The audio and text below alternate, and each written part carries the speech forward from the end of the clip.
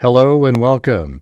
This is Grant Hughes of Grant Hughes Investigates on YouTube. This channel evaluates all aspects of true crime. As you are aware, videos and live streams in this genre often discuss elements of crime that may be disturbing to some viewers. If necessary, take the precautions needed to avoid these feelings. Factual information related to cases is the key to fostering rational true crime discussions. Fortunately, you will find that here. Please hit the like button only once, share the video, and subscribe if you like my content. Thank you very much for watching. It's a house! You know, that's just one step above stupid. I'm tired of it, not 10. Have you lost the last 3 brain cells, or do you just have cabbage for brains?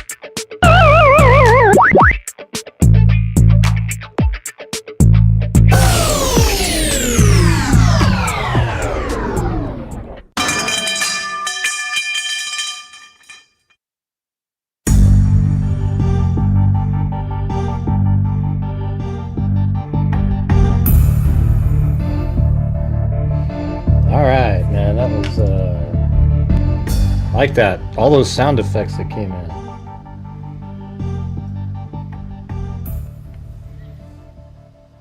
Well, how's it going out there, everybody? Thought we'd do one of those show where people can call in, talk about whatever, you know, is bugging them, etc.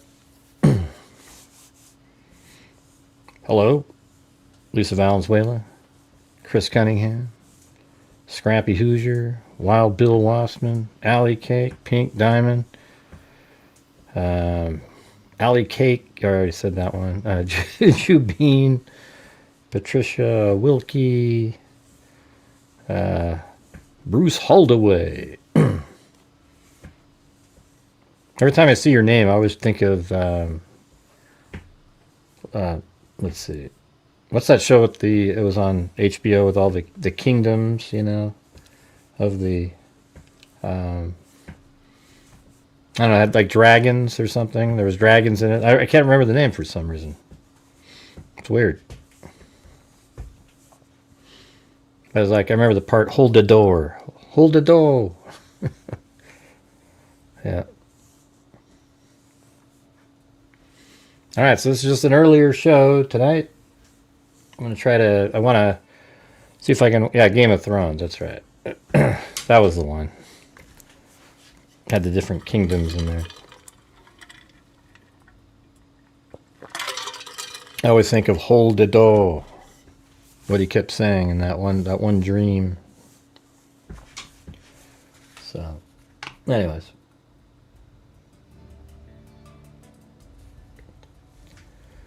Yeah, so those documents that came out the other day, that were on the Latah County Prosecutor's Office, says, comes now the state of Idaho by and through the Latah County Prosecuting Attorney and respectfully requests this court set a restitution hearing regarding the state's request for restitution and motion to seal exhibit filed on September 22nd, 2025. After consultation with defense counsel, the parties request a setting between November 3rd and November 6th, 2025 if the court has availability. If the court is not available on these dates, the parties will promptly provide alternate dates. And there's going to be a hearing on November 4th. I think it's going to be live. I mean, it's streamed, I would think. Finally, the state requests permission to file a response. I think it's going to be streamed, but I think, you know, maybe Koberger will actually be on camera again. I don't know. Who knows? Finally, the state requests permission to file a response to the defendant's objection to the state's request for additional restitution filed on October 7th. The state requests permission to file a response to the defendant's objection to the state's request for additional restitution. Okay. The state is seeking additional information before filing the response. And the other one, this is what, you know, this is in the District Court of the 4th Judicial District of State of Idaho. The hearing will be held via Zoom at 10 a.m. Mountain Time, so I guess 9 my time. the clerk will send out the invitation prior to the hearing date. So I don't know if like you have to be in the Zoom to stream it, or they're going to stream it on that same YouTube channel. You would think. I mean, I think to participate in it, they're going to send out the invitations. And then the people going are Bill Thompson, Jeffrey Nye, Madison Allen, and then for the defense, Ann Taylor, Elisa Massoff, Jay Logsdon, and Becca Barlow. All right, and there you go.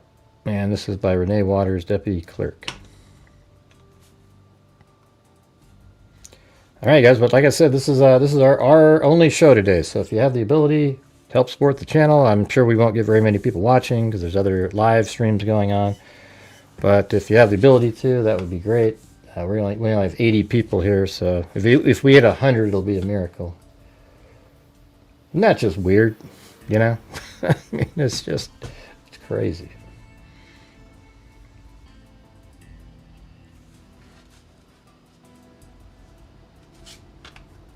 Yeah, hold door, but then at the end it was hold the door. That's what it meant.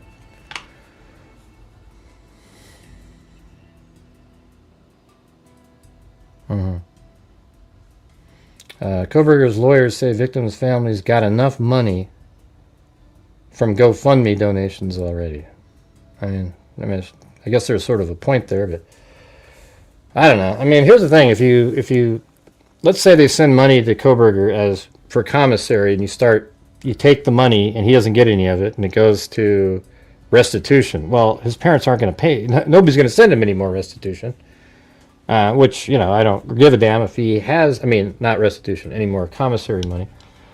They wouldn't send it to him anymore if it was all going to restitution. So it's sort of like, it's not really, I would think if he was working in prison and there was some sort of a, I don't know. I mean, what do you got? I mean, the thing is, it effectively it'll cut off his commissary. And nobody's going to send it anyways because it's just all going to go to paying off. I would do a deal like this. I would say something like, "Hey, if you do a movie and you put out information regarding the, like in the movie, you're putting information and the family is part of it, and they're making money from it. Then that part of that money goes to paying off the restitution. Doesn't that make more sense? You know."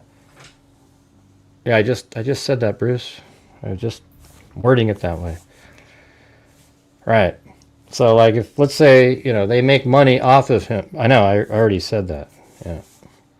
Yeah. So when they like if there's huge amounts of money from movies and so forth, then whatever the amount is set, that's what they should pay. From that first, then the family can get. Make money or whatever the hell it is that they get. Because it's just kind of a dumb thing to go, hey, let's take money from his commissary money. Well, then nobody's ever going to send him any commissary money again. You know?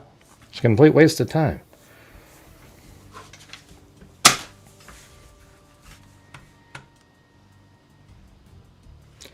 All right, you guys, we're still at 000000000. Hey, right there. Finally, right at the buzzer there. We got Tammy McDonald. Thank you.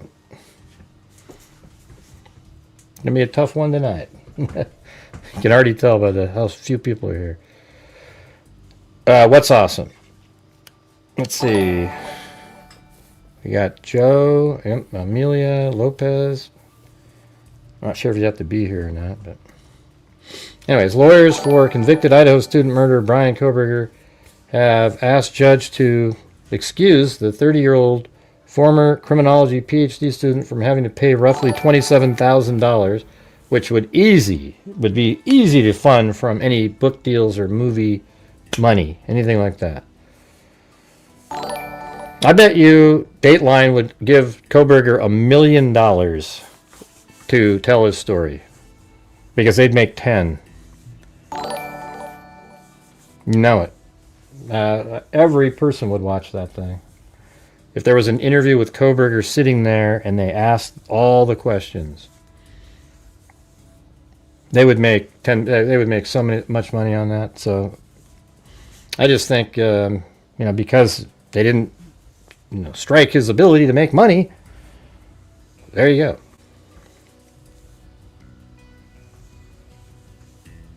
I don't know what that means, Heather. Oh, the thing that popped up on the screen? Yeah. Oh, it's actually, 265,000 since 2020. And the only way that happens is if people watching the show support the channel during the live streams. And then I try to augment that by doing videos that make ad revenue, etc. But you can see when you only have 91 people watching, it's pretty difficult. It makes it hard.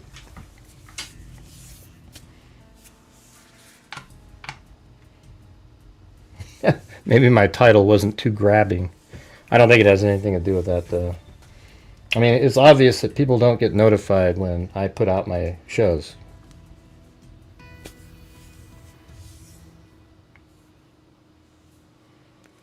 Koberger agreed to pay more than $250,000 in criminal fines and fees, plus another $20,000 in civil judgment per family to the parents. Okay, so that's it's a bigger number there. Of Kaylee Gonzalez 21, Madison Mogan 21, Xander Cornell 20, and Ethan Chapin 20 as part of their plea deal. His lawyers argue he shouldn't have to pay another roughly $20,000 to Gonzalez's parents, or nearly $7,000 more to Mogan's mother, Karen Laramie, in travel and accommodation expenses requested by the prosecution. The additional funds sought do not qualify as an economic loss under Idaho Code 19 because Steve and Christy Gonzalez and Karen Laramie received extensive funds through multiple GoFundMe campaigns that specifically asked for and covered the expenses sought. Attorneys Ann Taylor, Elise Massoth, and Becca Barlow wrote in a court filing. Now, is this a new one? When did this one come out? Guess I don't have this one. That was on 10/7. I guess it was one of those documents I probably downloaded. You want me to read this thing?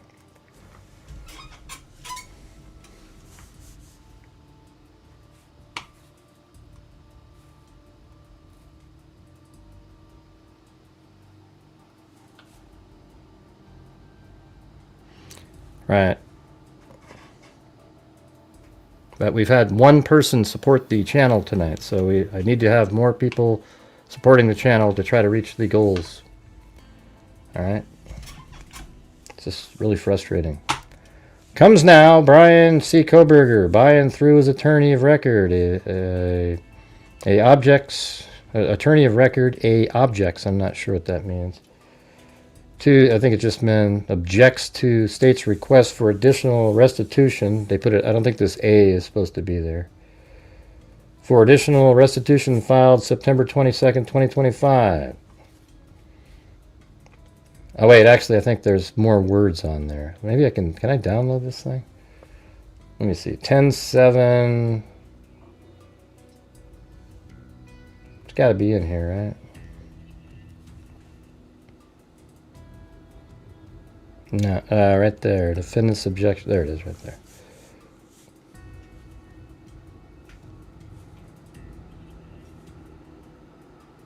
I don't know who's calling in.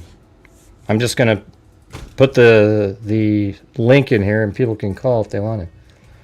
Comes now, Brian C. Koberger, by and through his attorney of record, and hereby objects to the state's request for additional restitution filed September 22nd, 2025. Hey, thanks so much there, Kathy Giles. Very cool, very cool. The grounds of objection are that the plea agreement specified funeral expenses and funds reimbursed through Idaho Crime Victim Compensation Fund in the amount to be determined within 60 days. Why do they even care, to be honest with you? How is he ever going to pay off the $200? What difference does it make if it was $10 million? He's never getting out. And if he can't do it, he can't do it. I mean, it's just crazy. So I think they're actually looking for any sort of funds that may come from books or movies. Stuff like that. Right, Bruce? From July 23rd, 2025, Mr. Koberger stipulated to those amounts resulting in court orders in the amount of $28,956.88 on August 29, 2025. The additional funds sought do not qualify as an economic loss under Idaho Code 1953-04 because Steve and Chrissy Gonzalez and Karen Laramie received extensive funds through multiple GoFundMe campaigns that specifically asked for and covered the expenses sought. And 3, Mr. Koberger has no ability now or in the future to pay restitution because he is serving 4 consecutive life sentences plus 10 years. I just said that, yeah. And it's like, I mean, who cares? Why are you even objecting to it? Because what I'm asking, Ann Taylor, is why are you objecting when he can't even pay it? It's stupid. A judgment was entered against Mr. Koberger on July 23, 2025. The plea agreement stated that states may seek restitution orders regarding funeral expenses and crime victims' compensation reimbursement in an amount to be determined. The judgment of conviction ordered $251,227 in criminal fines and fees, $20,000 as civil judgment for each of the families named in the indictment, and also directed the state to notice restitution for hearing if parties cannot stipulate to amount within 60 days. With respect to the Crime Victims Compensation Program and funeral expenses, the parties so stipulated on August 27, 2025 to $28,956.88, and corresponding orders were entered on August 28, 2025. On September 22, 2025, the state filed its state's request for restitution and motion to seal exhibit seeking an additional $20,409.32 for Christy and Steve Gonzalez and $6,920.32 for Karen Laramie. An itemized statement with receipts was attached under seal. No documentation showing reimbursement by the Crime Victims Compensation Fund was included. The receipts relate to travel and accommodation. The plea agreement is unambiguous about the restitution categories. Mr. Koberger agrees to pay and then it says, and once receipt and verification were provided, he stipulated accordingly. This court must consider contractual terms that are expressly provided in the plea agreement, as well as those contractual terms that are implied. State versus, just cites these things. Given the express language in the plea agreement, the only additional receipts submitted that may fall within the contractual terms are those for the earns. The state has an obligation to stand by the terms of the plea agreement that Mr. Koberger replied upon. And then down here it says, so I think those are the earns for Kaylee and Madison, right? Economic loss includes, but is not limited to, the value of property taken, destroyed, broken, or other harmed, lost wages, and it says, and direct out-of-pocket losses or expense, such as medical expense resulting from the criminal conduct, but does not include less tangible damage, such as pain and suffering, wrong death, or emotional distress. Several GoFundMe campaigns resulted in funds raised for the Gonzalez and Laramie families.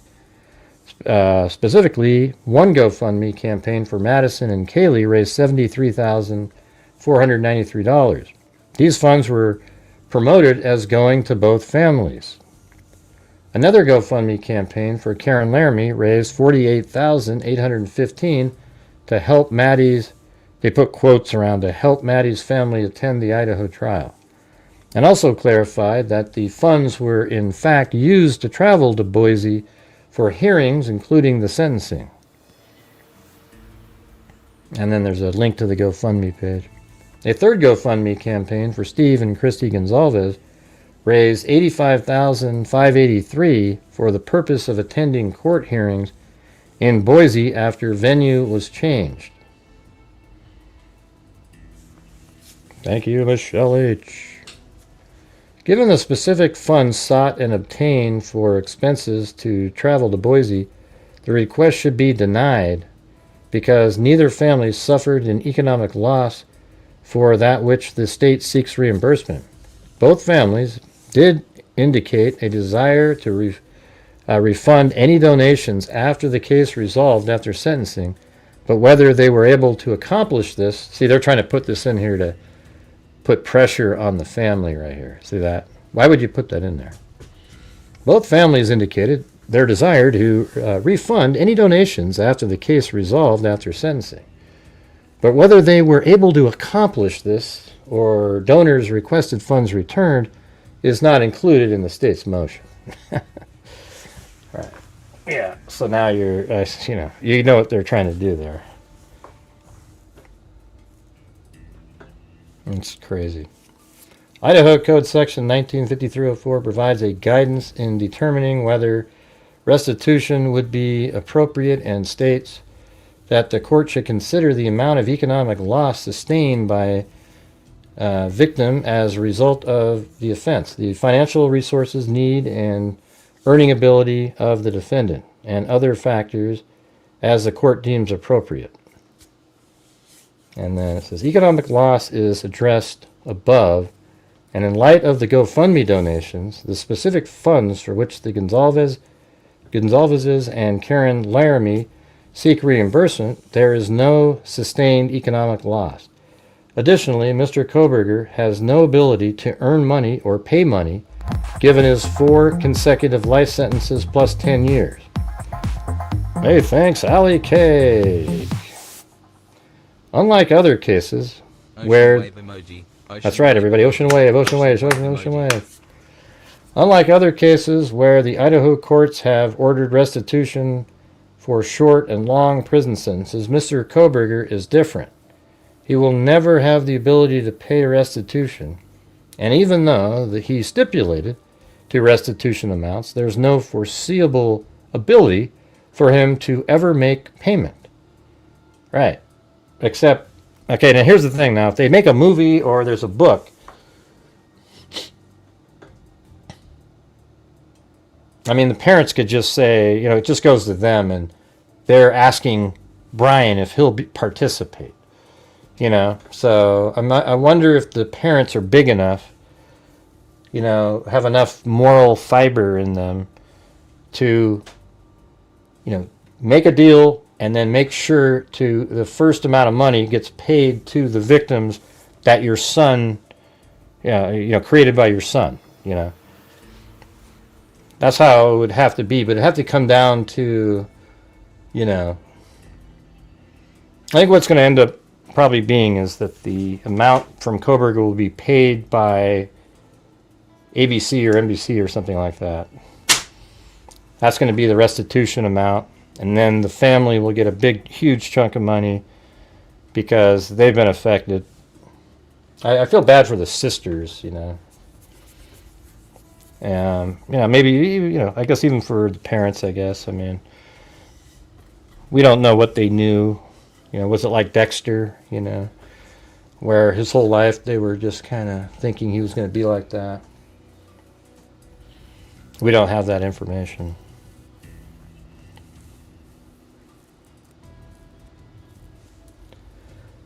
And then it said, let's see. Additionally, Mr. Koberger has no ability to pay, right? He will never have the ability to pay restitution, and even though he stipulated to restitution amounts, there is no feasible ability for him to ever make payment. Under the Idaho law, see, I think all of this stuff should have been put in there, that any funds generated by the family or Brian Koberger after this plea deal will go to paying restitution. I don't know why this stuff isn't put in there. You know what I mean? Like, why isn't that in the document already? And then there would just be, we're going to add this to that, and, great. I mean, that's nothing. $20,000 to ABC or something like that's like a dime, a nickel to somebody else. Let's see. I don't know if that's something you can't do. What are you talking about, man? What conspiracy channel? What the hell are you talking about, man? I34, whatever the hell your name is. What are you talking about? Dude, I love the conspiracy channel. 1010 would recommend. Okay. For all the reasons stated above, Mr. Koberger objects to the request for additional restitution. He waives his own attendance. Ah, darn it. Does that mean he's not going to be there? At the hearing on this matter, requested he not be transported because the defense counsel will be present. Ah. Well, we'll set to play it anyways. I guess he's not going to be there, though. That sucks. Ah, I didn't realize that was in there.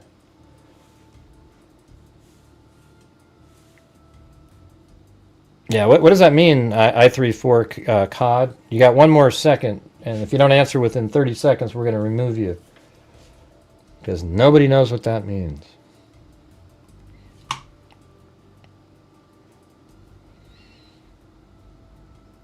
Ah, look at that Frankenstein.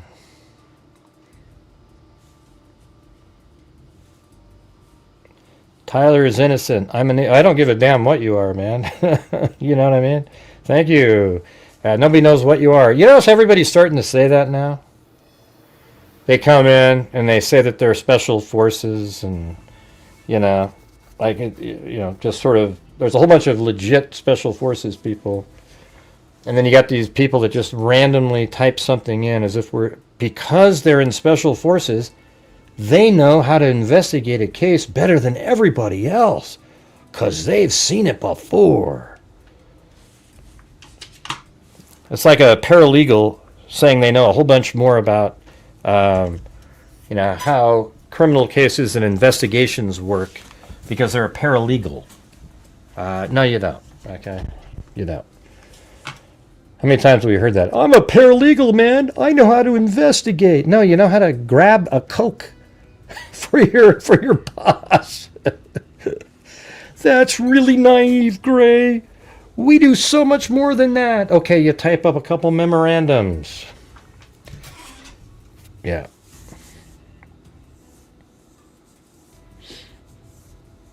Let's see.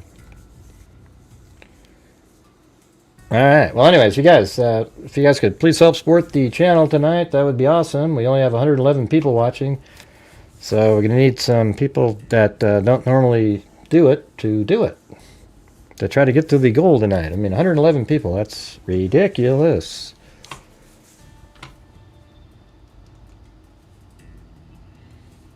This is in the Idaho Statesman. Attorneys for Brian Koberger who was serving life in prison for killing 4 University of Idaho students are protesting a request to tack on additional restitution paid by the... What do you guys think of this, by the way? What is your opinion on it? I just don't really care. I mean, he's not going to be able to pay anyways. So all you would do is just tack it on to any sort of, later on, if he gets movie money, maybe that would go to them. And then there were, then that is a pretty good argument that they had those GoFundMes that were specifically there to pay for those kinds of things. So those would have covered all of the trips and so forth, right?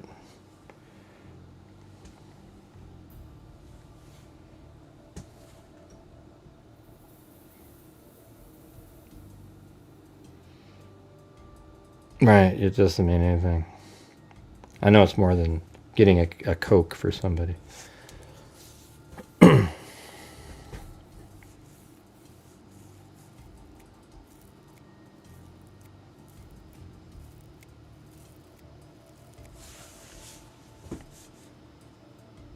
The 4 University of Idaho graduates were stabbed to death. Yeah. Koberger plea agreement eliminated any chance of parole and his rights to appeal his 4 consecutive life sentences, because that's exactly what innocent people do. They give away all their rights to appeal as well as plead guilty. Well, we see false confessions all the time, Gray. Yeah, we do see false confessions every once in a while, but they don't give up their right to appeal. This means he knows he is the killer and wanted to save his own life.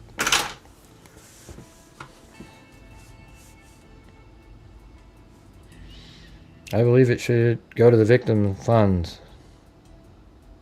I'm not sure what you're saying. Hey, wow. Thanks, 8675309.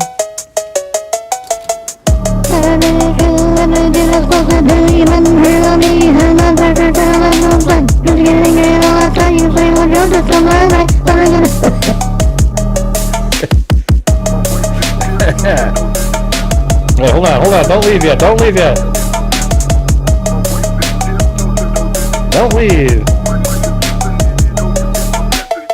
Hey, Ron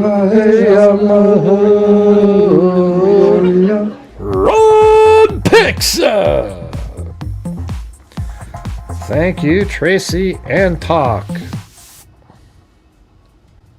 Thanks, great. Your coverage is real, true and unbiased. Don't listen to the haters. You'll always have your followers. Red heart emoji. Well, thank you. That's a nice thing to say. Very cool. There we go. Hey, everything. Hey,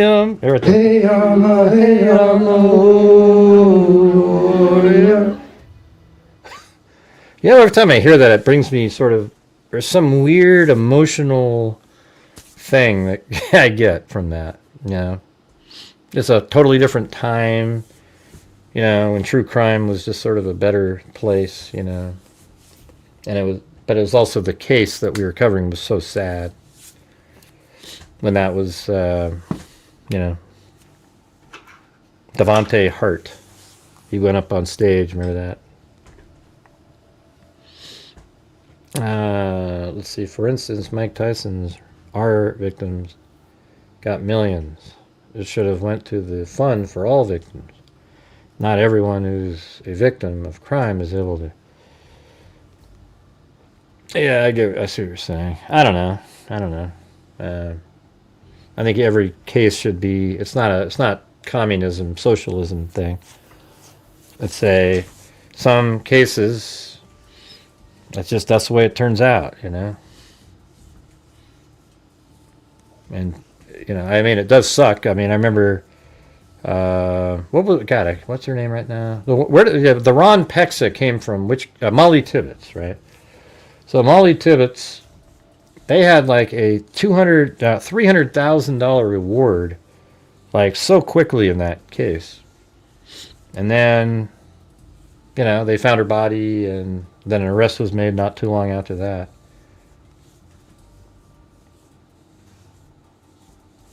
Looks like it got up to 300,000 there.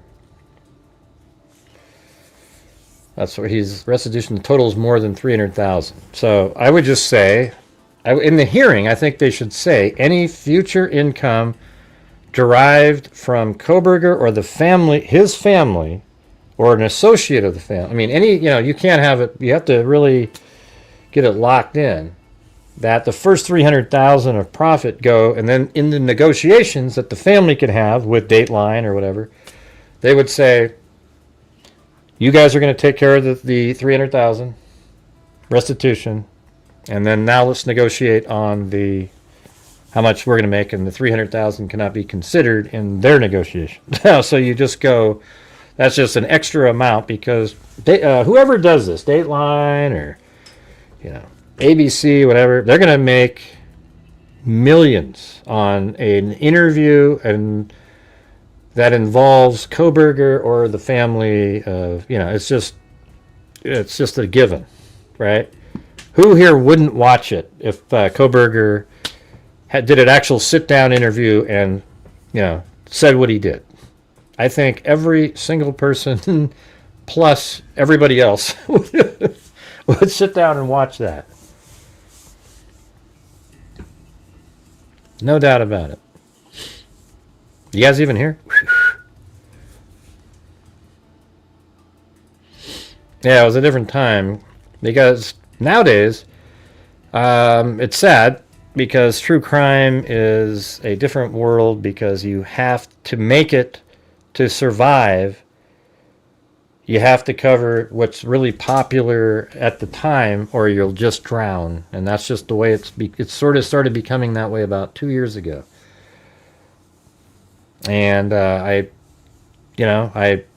took my lumps doing it, like, oh, I'm going to still do these, and just got absolutely crushed.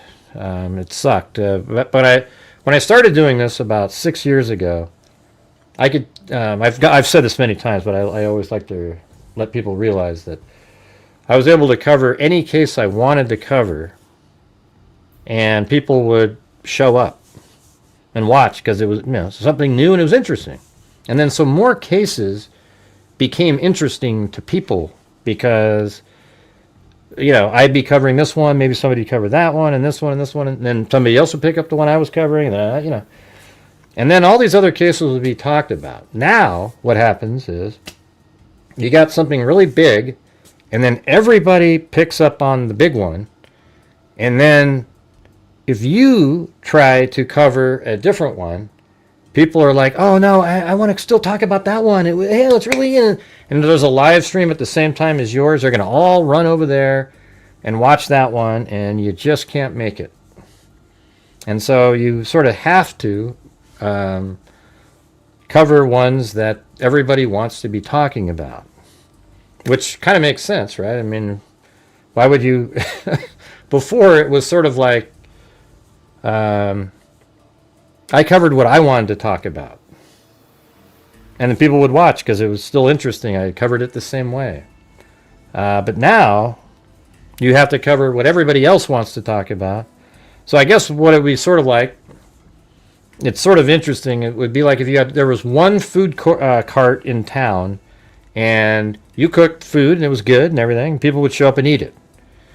But then about 75 other food trucks show up in there, and now they're cooking the stuff that everybody loves. Every single day they're making the pizzas and the this and that and the other thing, and I'm still cooking the mashed potatoes, gravy, and coleslaw over here. And then they all start forming lines in front of the other food truck.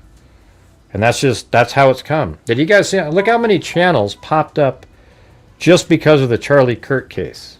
These fly-by-night nut jobs pulling up their sleuth to the river of gold, and they'll fade away. As soon as the case gets resolved, they'll fade into oblivion because they don't have the ability to do anything other than, oh, look at that, woo, woo, woo.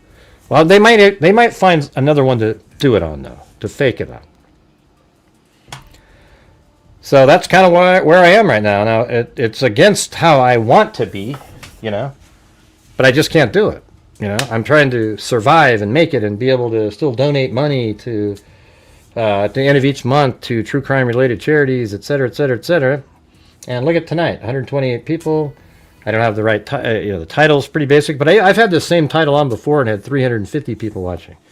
But see, right now, there's other people talking about the Tyler Robinson, Charlie Kirk case right at this moment. And so every single one of those people are going to go over there and watch that. See? Yeah. Well, they do. The people that watch my channel care. I34 COD. You might not have friends or anybody like that give a shit about you, but I'm going to get rid of you because you're a pile of shit.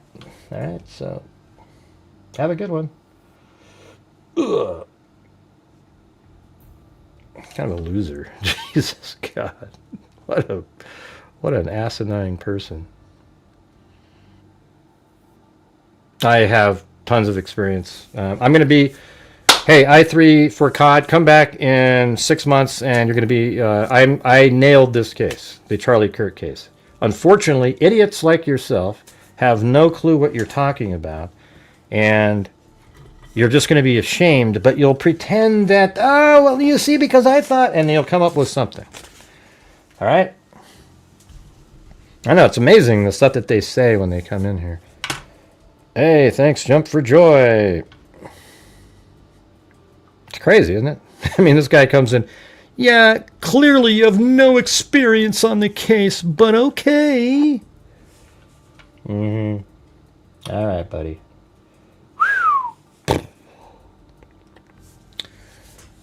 Yeah, and by the way, guess what? I34 COD, you're typing right now, but nobody can see it because you're blocked. So you can type over and over again. You'll just, I'm telling you, you're blocked. You can see your comment when you type it in, but not another soul can. Okay? Good luck. You have to hurry up and create a new one.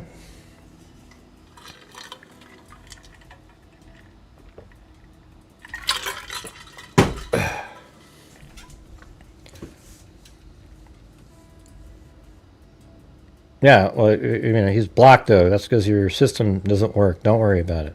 He's not typing anymore. What do you mean, dang man? What does that mean? But Gray, we're all here. Yeah, right. You're all here. All 126. That's what I'm talking about. Like, it's just, it's hard to make it. I mean, look at right now. We kind of, you know, that little burst we just had a minute ago was pretty cool. But other than that, it's just my Gray. So what does that mean, Steam Saga lore, when you say, dang, man? Yeah, you won't be able to see the comments anymore. Oh, and this guy's in there too, jeez.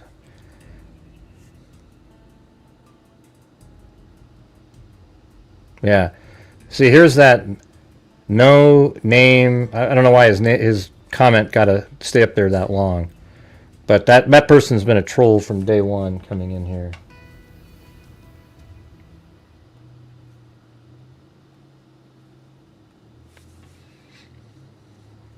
I guess you guys didn't block them. Who says stupid stuff about Charlie Kirk case? Stupid people, I suspect. Yeah.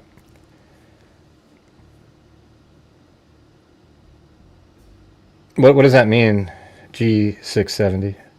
Paramount Tactical Channel Live been strike today. What does that even mean? Can you type a better sentence than that? And by the way, why are you coming in here telling people whose channel is live? Oh. Paramount Tactical is blocked from playing. What does that mean from playing live video? What does that mean? From playing live video. What does that mean? You mean live streaming? Why?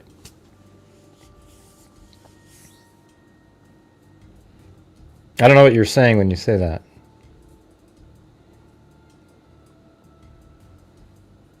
Or maybe it was the title he had out there, that thumbnail.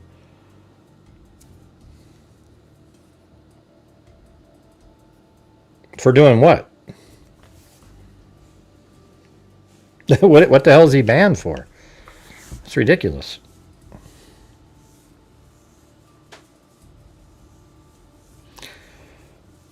Yeah. If you got, hey, moderators, if you see people that are just troll comments, just get rid of them immediately. No, you can get, people report people all the time. It has to be something verifiable.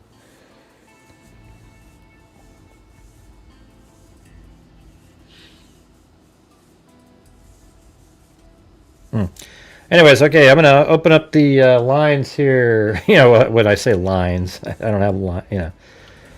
It's just, ooh, jeez. Almost hit the wrong button there.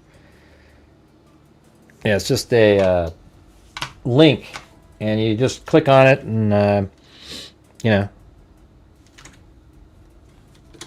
you can call in and talk about any element of this, or Koberger, or whatever. All right, so we just pinned it at the top there. Yeah, thanks again out there, 8675309. Hope you're doing well.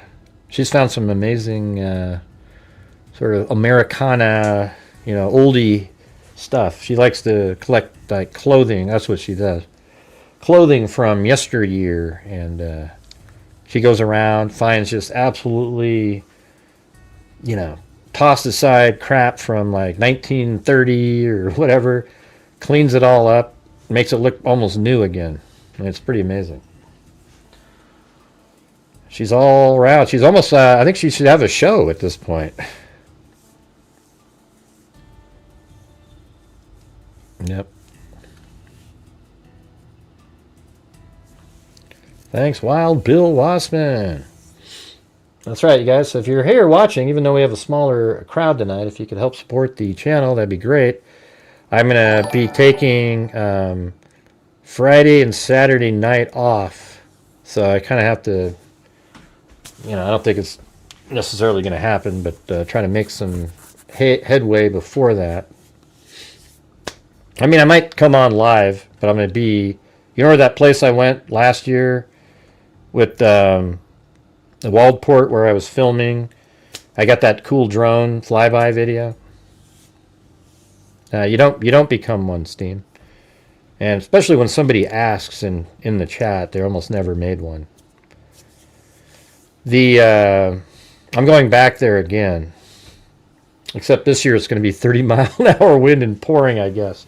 So, anyways, that same trip. It's like an annual thing. So, I'll try to stream live from over there, though. Yeah, I thought he was probably up and running. I think they wanted people to leave here to go check. Nice little move there.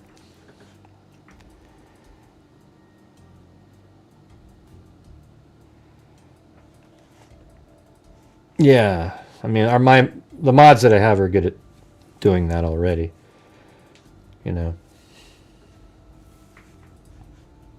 Thanks, this account.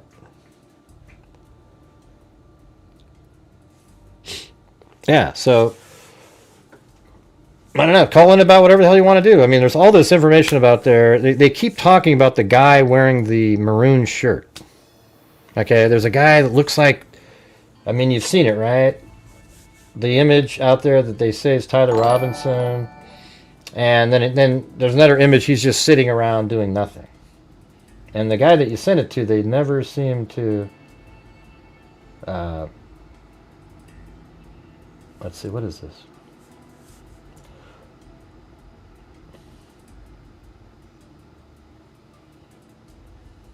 Okay. All right, Robinson and crowd. Okay, hold on a second. I can show you the whole thing. See, these people, they keep sending you... Oh, God. What is this? What's happening?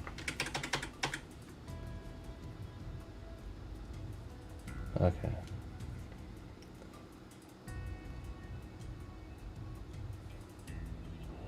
We now have full confirmation that Tyler...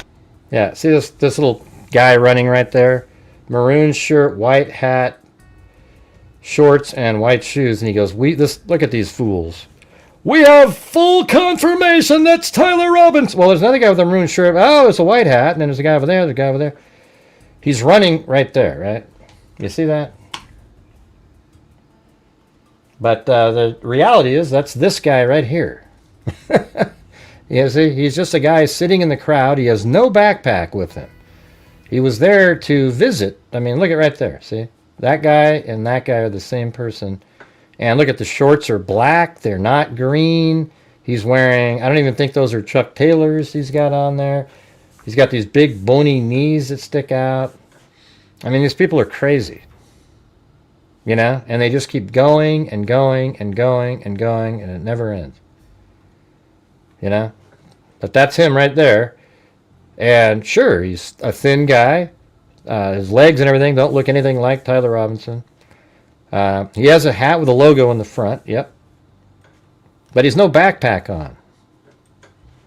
He doesn't have a backpack.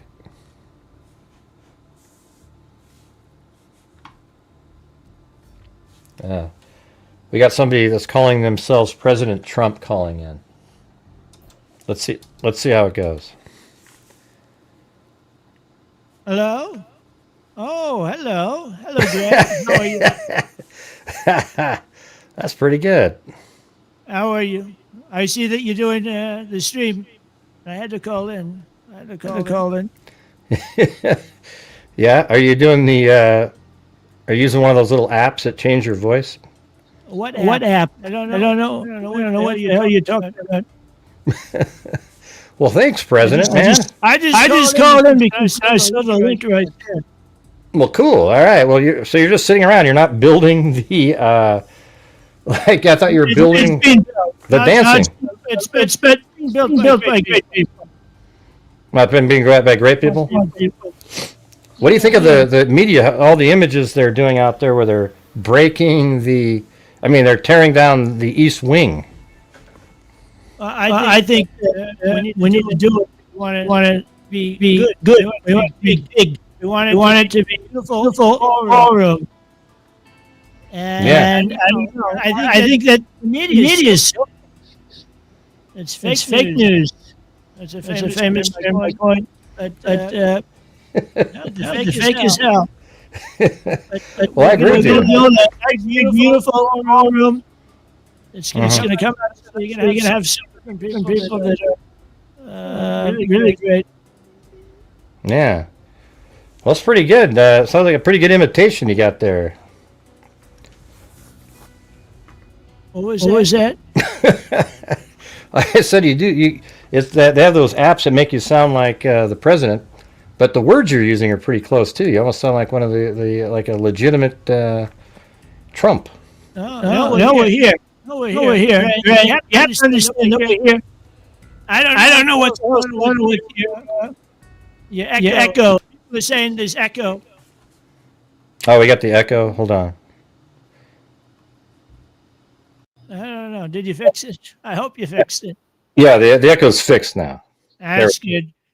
Sometimes you have a faulty escalator. Sometimes you have a faulty teleprompter. And sometimes you have a faulty echo, right? But I'm glad that we've got some people that are in here that are nice. I see the chat. Hello, chat. I see Sandy in here. I see Steam. I see all these people. Juju Bean. Nice people. Michelle, thank you. Look at all the love. See, there's people that love me in here. That's so nice. That's so nice. But Gray, I'll tell you, I think you're doing a fantastic job. You're going in. You're really, making it the greatest. You're making the greatest case. So that's good. And I'm glad to see you on here. It's just so good. Well, thank you, Mr. President. I really appreciate that. Absolutely. Do you have any questions for me while I'm here? Let's see. Why don't you want to? Do you think that the Democrats put some of the some stuff about you in the Epstein files to make it look like? Here's the thing: if they did, they would have used it. Listen, the Clintons are a little crazy right now. They've got a lot of what they call blackmail, and they like the blackmail so much. And honestly, let's take a look at Bill, because Bill has been to the island many times. He's been there for a lot of things that are not pertaining to locking some of these nasty criminals up. We're locking them up actually at a record pace right now. If you take a look at what Kash Patel's doing, he's doing a phenomenal job. We're going into all these places. We're saving so many people, so many young people, and we're doing it at a record pace. So you should be very happy about that. But we are making our country safe again. It's very simple. We have to do it. We have to do it. What happened to Charlie was such a bad thing. You have to understand it's such a bad thing. These people are crazy. And we're going to make sure that we hold them all accountable. It's going to happen. And it needs to happen. So we're going to get it done. But I didn't want to just come on here and tell you that you're doing something that's nice. You've got some people in here that's nice. And well, let me ask you maybe something. Some people that are not so nice, but that's okay. Well, let me ask you something. Like when you dance with your wife, do you do that weird dance that you do? I mean, it's kind of fun to watch, but when you're campaigning, there's a very popular dance. Well, it's popular, yeah, but it's very popular. I like watching it. It always made me laugh, and everybody's having a good time. Right. Well, you know what? I think it's very interesting. We did that little dance, and it became a staple. And I'm so happy because everybody else is so happy. So, no, it's great. But, Hugh, I do have to go. Ray, we're going to have to get out of here because I got to talk to Putin. Yeah, it's coming up, right? We're going to get that. We have 8 wars that we've settled. Yeah, but you called that one off, though. You called that meeting off that you're going to be meeting with. The meeting's off. But listen, we're going to call Putin every single day because here's the thing: we have to get something done. We have to do it. If we don't do it, we have World War III, and you can't do that. You can't bargain with World War III. You understand that? I You do. can't do it. And we're going to make sure that it gets nice and close. It's been a little tricky, but and there's not a time period on it, by the way. Well, let me ask you this: Can we Put get a the? time Can you period allow on it. allow And China we're going to to get it sell? all nice and done and settled. And we're going to get it settled very fast, so you don't have to worry about anything. You understand? Okay, but here's what I do worry about. When you're in that meeting, Worry can you make about it. sure? Can you And make we're sure? going to talk to President Xi too. I know that you mentioned President Xi. Yeah, right. Very, very happy to talk to me. Yeah, but here's the thing: I want you We're going to go to. to South Korea. I want you to allow We're meeting there, again. and we're going to talk to President Xi, and it's going to be a nice meeting. DJI drones. Okay, make sure to allow those to be sold again in the U.S. The Well, drones. take a look into it. But we're going to talk actually about drones. We can talk about nuclear. We're going to make a deal with nuclear. We're going to make a deal on a lot of other things. They take a look at what they've done to soybeans. Soybeans. Oh, we love soybeans so bad. But you take a look at what they did to soybeans, and you can't do that. So we're gonna make a deal, and it's going to be a good deal. Okay. All right. Well, hey, maybe you can send me a. People are saying to send me a super chat when you're done. I don't know about that. We're saving it all for the ballroom, but I do appreciate it. Okay, Yeah. guys. Okay. All right, man. All right. God bless you. Take care. Bye bye. Bye. Those guys are so good at that. I don't know how these people do that. I mean, it's like the wording is just like him. You know what I mean? They're so good at that. Like the wording is so perfect. Well, since Trump can't send in super chats, you guys, how about you guys? A big help for the support the channel right now. Hell, I even had the President of the United States call in. That was an amazing imitation, though, wasn't it? I mean, it was so good. Like the wording he used was the same. And by the way, he wanted to.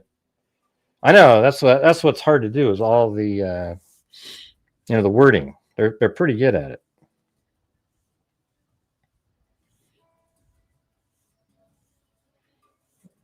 I don't know. So you guys, instead of the president, maybe you guys can do it, right? We're still way behind tonight. So if you have the ability to support the channel, that would be awesome. That's pretty good. I actually felt like I was talking to the president for a minute. He even laughed the same. I mean, it was kind of weird, but I could tell it was one of those like apps. I know that VoiceMod has a Trump imitator, but you have to sort of sound like him. You hit the dollar symbol below the video. Like I had him. Can you guys hear me at all? Am I really low again? It always happens once it's over. Yeah, God. How about right now? Testing 1, 2, 3. 1, 2, 3. That should be louder. Oh, there was somebody else that was waiting to come in. I guess not. You guys aren't going to make up for the president, huh?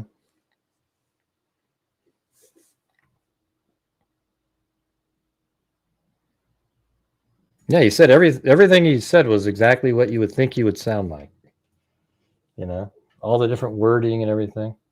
And he also didn't get off into joking mode. It was funny. It was like I was trying to get some jokes or make something funny, but he kept staying on track.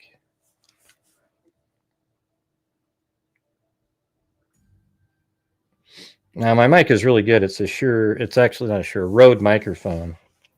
Currently it's when you use StreamYard, it kind of messes it up a little bit.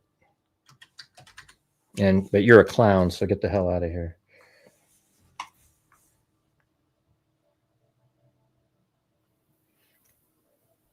All right, how about now? Now the mic should be even better, I would think.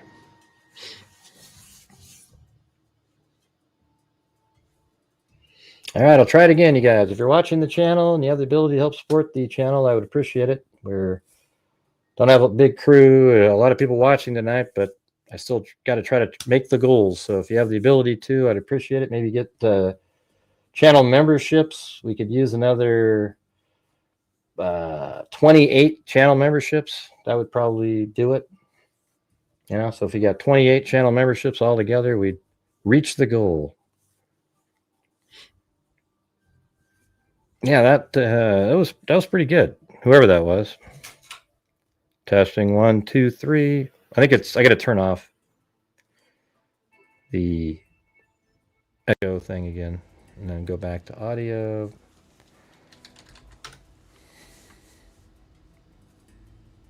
Yeah, it moved it all the way down to 59. Now it's 99 again. Testing 1, 2, 3. Testing 1, 2, 3. There.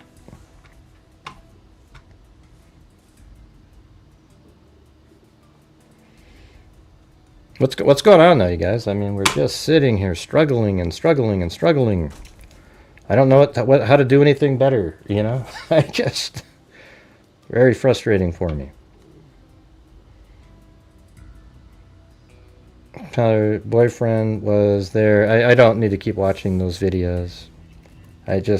Tyler Robinson's the killer, alright? Was he the guy in the white vehicle?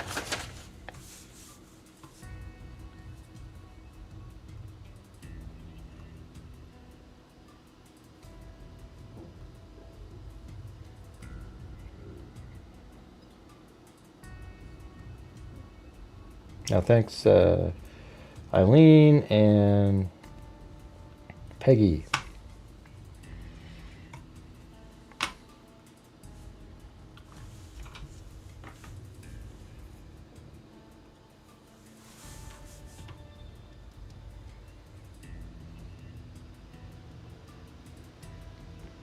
Yeah, I could have asked him 1,000 different things, Juju Bean. I didn't, though, so...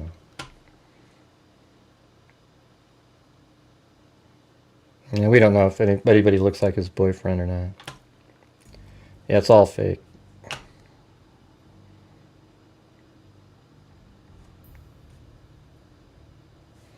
Well, the lines are open, you guys.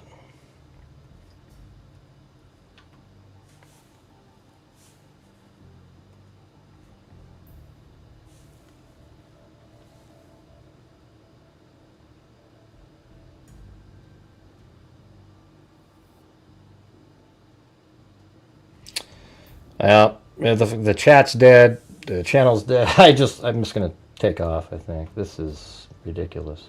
Nobody's typing. Nobody's talking. It's just. Yeah,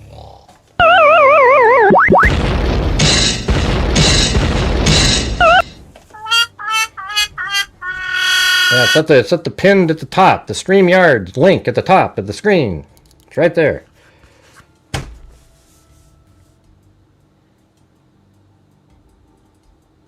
Yeah, somebody asked me about the Lauren thing earlier. I think it sucks that I get the same shit, people treating me the same way. I've been treated 1,000 times worse than Lauren ever has. And so, I think she should have done her little lawsuit and all that stuff, but she didn't. She pulled out of that. So that's pretty frustrating. It was one of those things that would have been worth doing to send a message to all the trolls that are out there. But you guys, I need your guys' support. You can see it's been a massive lull for a long time now. And that's when the shows usually sort of end right around that time.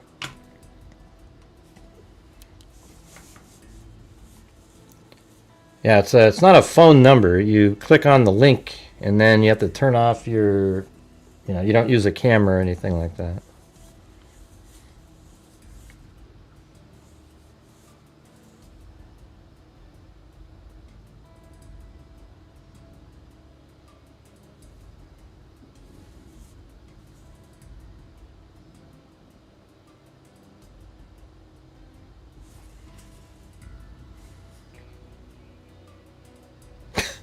Is there anybody here? I mean, it's just crazy.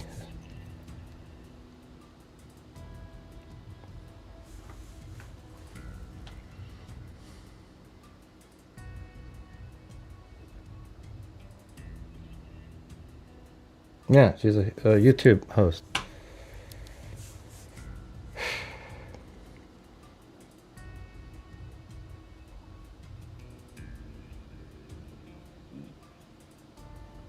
Hello, are you there, Corey? I gotta fix. Great, how's it going? Can you hear me? Yeah, I can hear you. Is there an echo on your end, or is it coming through okay?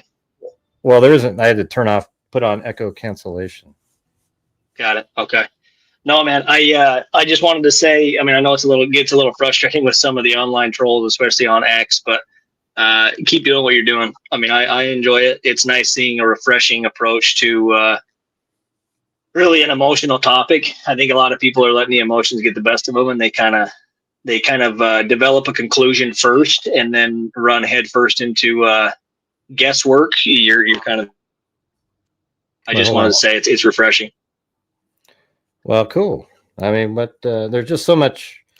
I mean, what the part that sucks is that unless you're doing conspiracy theories, people don't show up, and then there's no support for the channel, and it just turns into a shit show like tonight. You know, there's 142 people watching. If I was sitting there entertaining conspiracy theories or doing conspiracy theories, I probably have 1,000, 1,500, and I'd be so much better at covering conspiracy theories because I'm better at, I'm good with images and things. And I could pretend, but I wouldn't do that because it's complete bullshit, And so here we are, another show, just another dumpster fire. It seems like.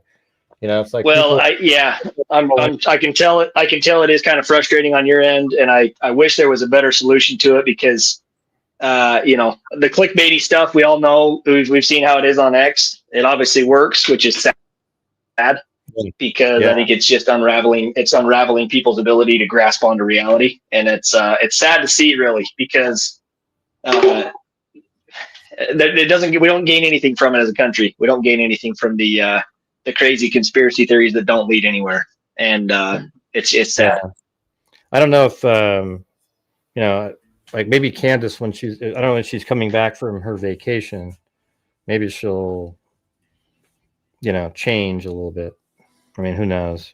we can only hope. I saw a little bit of light at the end of the tunnel when she came out and said, that she affirmed that there was a single entry wound, and she started to really kind of affirm some of the things that a lot of us kind of already understood from the charging documents and some of the press releases and things of a single entry wound and all that. And it's like, and then she kind of just started to go crazy again. And it's just like, man, you were so close to just holding the rail of reality. And then all of a sudden you let it go again. And it's just sad to see. Yeah, that's what I was thinking, like when she said that, and then she started insinuating other people again. All these different things. Yeah. So she just wants it to be a conspiracy because she sees how many views she gets for that. It's crazy. Yeah. 1 million. Yeah. No, it's sad. I just wanted to say you're kind of an inspiration. I've decided, I've jumped on X and I've had this conversation with a few people. I've got a couple of debates scheduled with some people that they've made some pretty wild claims. And just seeing the work that you do and being able to tackle things with logic and data and analysis and not emotion, it's refreshing. So anyway, I'm gonna fight that battle myself on that side. But anyway, just keep doing what you're doing. I like what you're doing. Right. Thank you. Appreciate it. Have a good one. Thanks, man. Have a good night. You too. Bye. Yeah, I don't know if it's loud or. It was kind of loud. I don't know how to make it I don't have any control over his mic, I don't think. Hey, thanks, Zoli. Wow, somebody heard me after all that 40 minutes of zeros. Let's see, and that's the thing is like you got people like Candace Owens and every conspiracy theory channel, and their viewers support him. And on here, I have to just scratch and claw every single night, and it's just gets so old, It's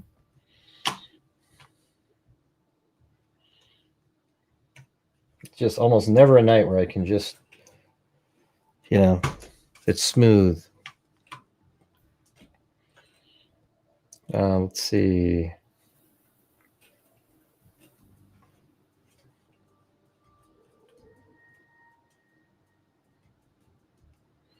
There's that one. Super sticker.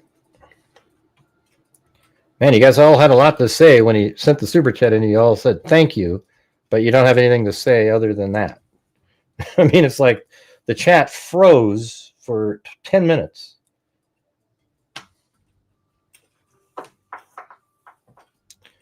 Anyway, I don't know why this guy's face is on the screen here.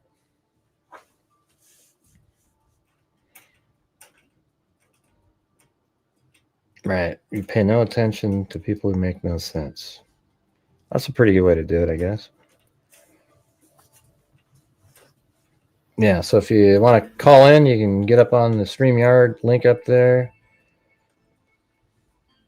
I mean, I don't know. Out of all the years I've been covering true crime, this case is so damning, so early for somebody.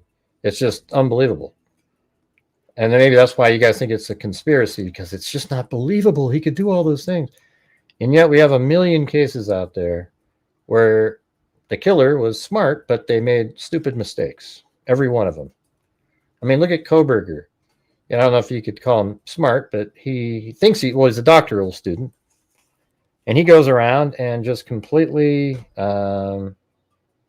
just screws up. He's on all these surveillance cameras, etc.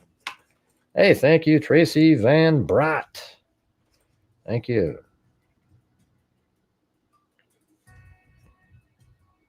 I like that hair. I like your hair on there. Every time I see it, oh, yeah, I like that.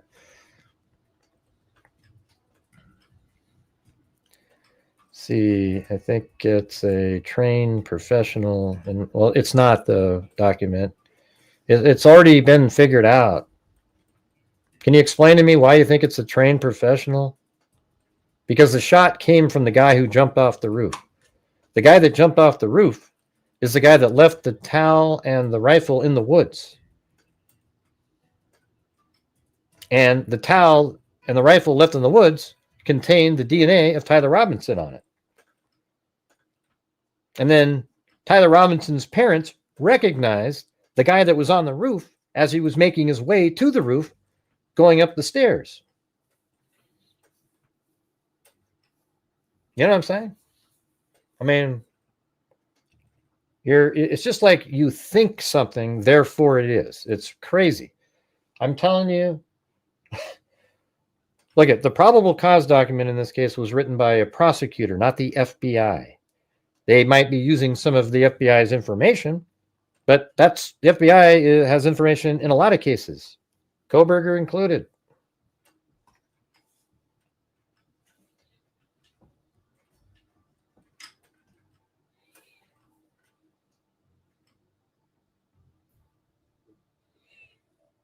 He didn't know there were surveillance cameras at the red light. Yeah.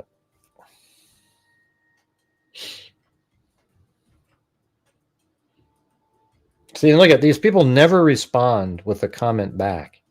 You ask them a question, they never comment back.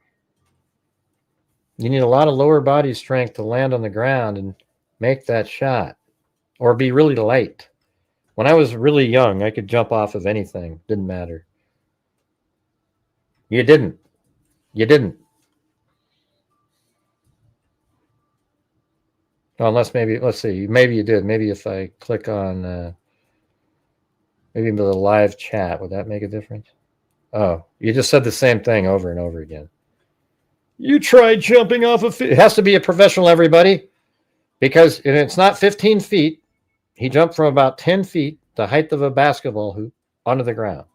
Okay, so you're off by 5 feet, which is a big difference in that short, 15 feet compared to 10 is a huge difference in force.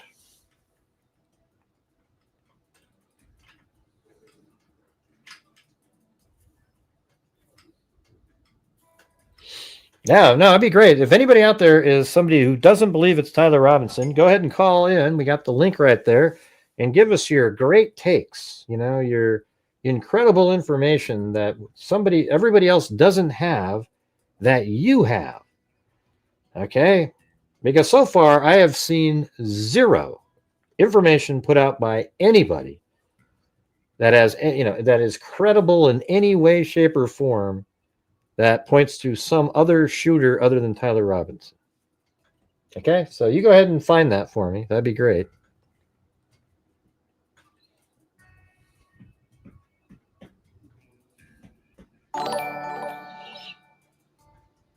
Yeah, he climbed down, he put his foot down, and then he jumped from a lower position.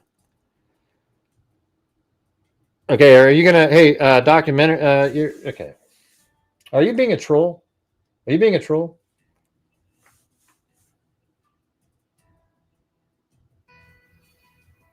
I mean, seriously. I'm just questioning. Are you trying to be a troll? Your comments are so off that you're embarrassing yourself. You know, you're not concerned about the case. No, I'm not putting out false information. I'm not putting out false information. Here, as a matter of fact, I'll show you that what you just said isn't true. I don't know. Leave, maybe? Your comments of nothing you said is accurate. You said he ran off the roof and jumped. Okay, that's a lie. All right. There, and while you're sitting there, I'll prove it to you. Okay.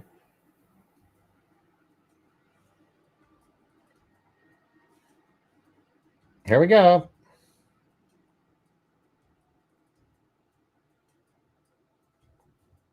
There we go. All right. Now, will you admit you're wrong here in a second? Here he goes. He's running to the corner there. We'll move it right over there. Now watch this. He gets to the corner of the roof.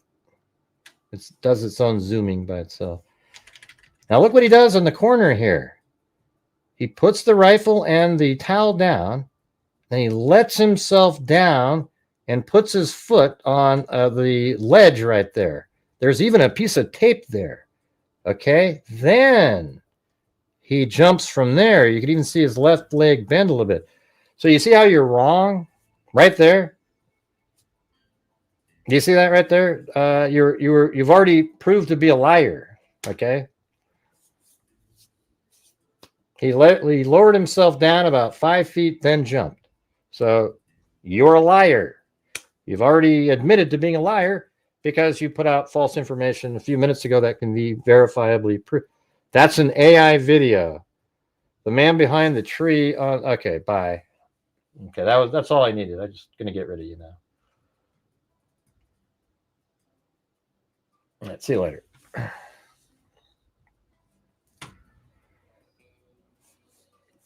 Let's see. It's AI. These guys are absolutely crazy people. Yeah, to reach the goal, we need like another 19 channel memberships. No, he's being willfully ignorant and I think he was just a troll, just throwing out all the basic stuff that's garbage. Yeah.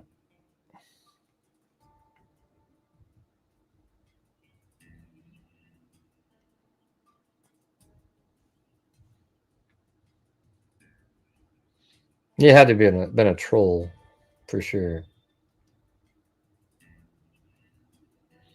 You know, it's kind of interesting because even where he puts his right foot,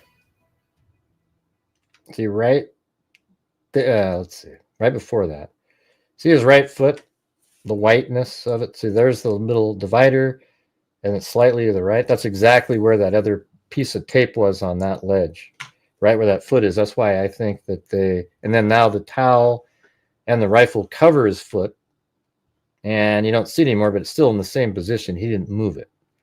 See, his foot's right there in the little white right here.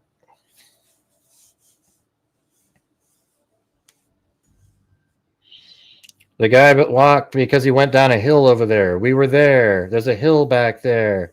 There's no AI being used, fools. He didn't have a point at all. He doesn't have a point whatsoever. We've been there. We've explained it to you guys 1,000 times, but you don't want to listen. That's the truth.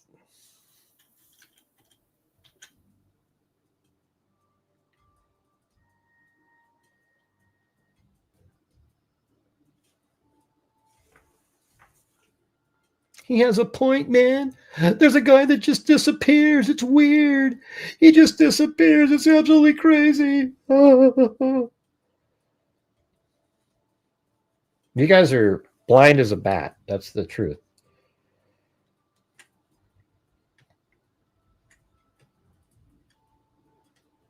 Yeah, this guy over here is what they're talking about. He's walking, and then he just disappears. He doesn't keep walking by. Oh, my God, he doesn't keep walking by, everybody. Oh, my God, it's got to be. It's crazy. He just disappeared. Oh, my God, everybody. There's a tree sticks out over there. You can't see him, and then it goes downhill over there. Unreal. It's embarrassing.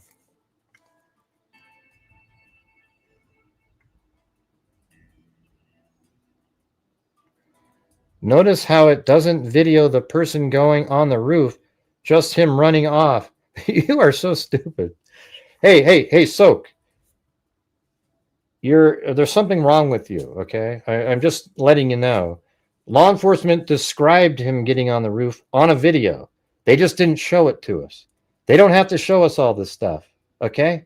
So if you make one more asinine comment, I'm blocking you from the channel, okay? I know that's not what Charlie Kirk would do, but I don't have the tolerance that he does for people like you, all right? So if you're out there, you guys, if you could please help support the channel. We're still trying to get to the golden I'd appreciate it.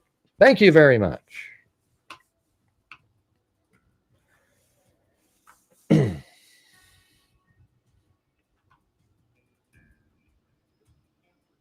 No, your messages are being removed because your brain is malfunctioning. Okay, we already know all these things, and what you're saying is not accurate. I've been there. Okay, can't even have a debate without being blocked. Hey, listen, you're not debating anybody. You know what you set up? You actually above you called me a name, and at that point, you're just, we're not doing it anymore. Thanks, Nader Bader.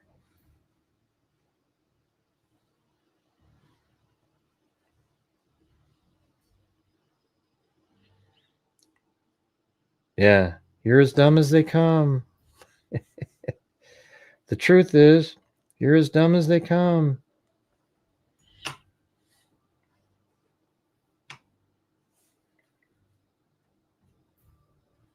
Thanks, Nate. I'm just waiting. There's nobody calling in, so I don't know what we're supposed to be doing.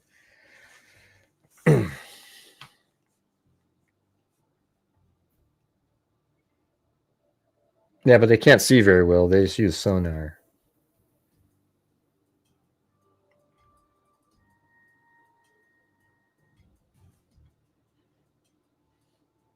Can you just quit deleting the comments so I can read them?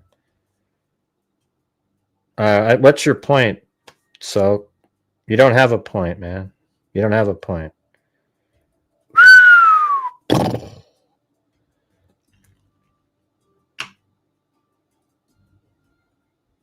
You don't have one.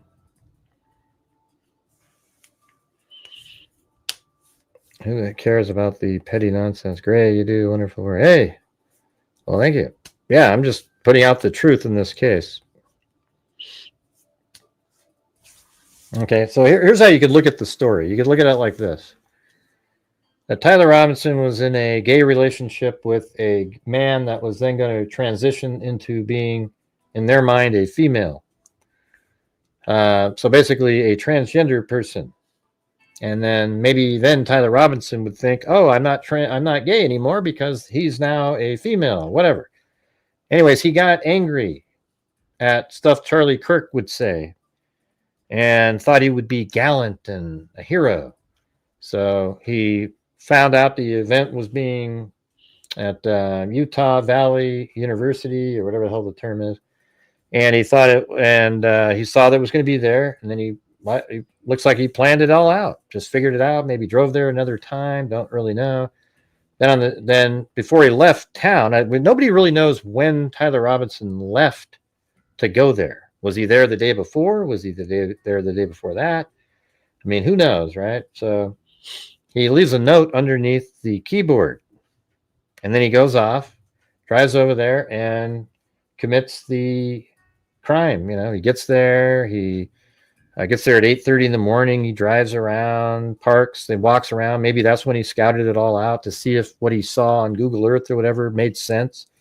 Oh, wow, look at this. You can walk up these stairs. So then he did a dry run, I think, at about 10 o'clock in the morning. He's, you know, maybe 10:15 or so. He's going through the tunnel. Maybe 10:20 comes up into the, you know, up the parking area. Then at 10:30 or so, he makes his way to the Losi building. Maybe walks all the way up the stairs. He can see that he can get up there, and he knows where the event was taking place. So then he walks back to his car, probably gets back to his vehicle at maybe 11 or so, 11:10 or whatever, and then you see him again at 11:45. Now he's got his dark clothes on. He's got the rifles separated by 2 screws. One part goes down one pant leg, the other pant leg, but one of them, the other side, you can have it go up. You just put it so your leg can move.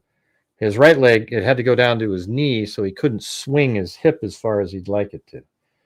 So he walked, and then you see him on camera at 11:45 on 800 West. Then you see him on 800 South at 11:48 and 9. And then he crosses into a grassy area, walks down, goes over a little small wooden, just a piece of wood that goes over a little creek, walks into a parking area. He took a route that there's no steps down there, then went to the left side, walked to the tunnel entry.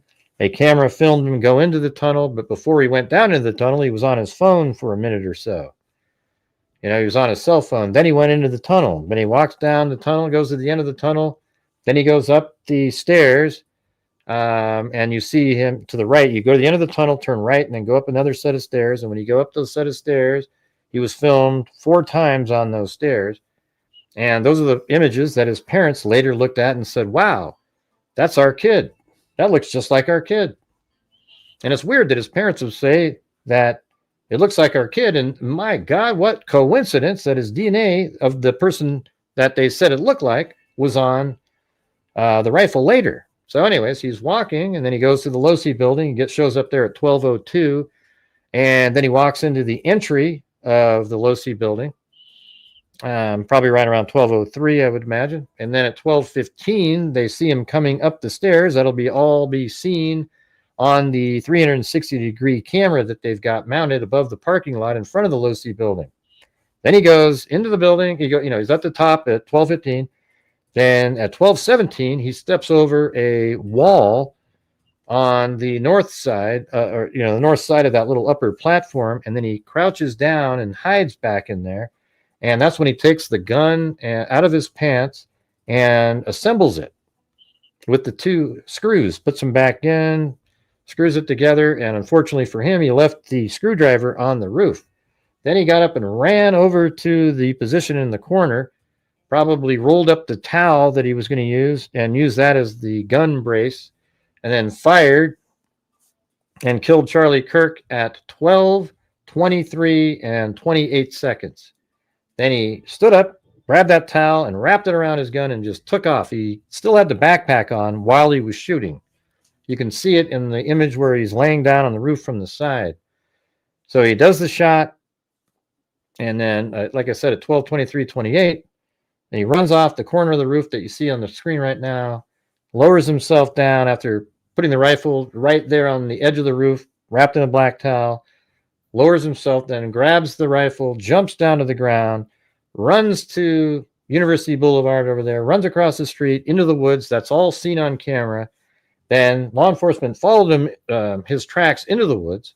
Later, however, Pilot Robinson, after he ran into the woods, he left the rifle and the black towel inside of a bush. He tried to hide it in there.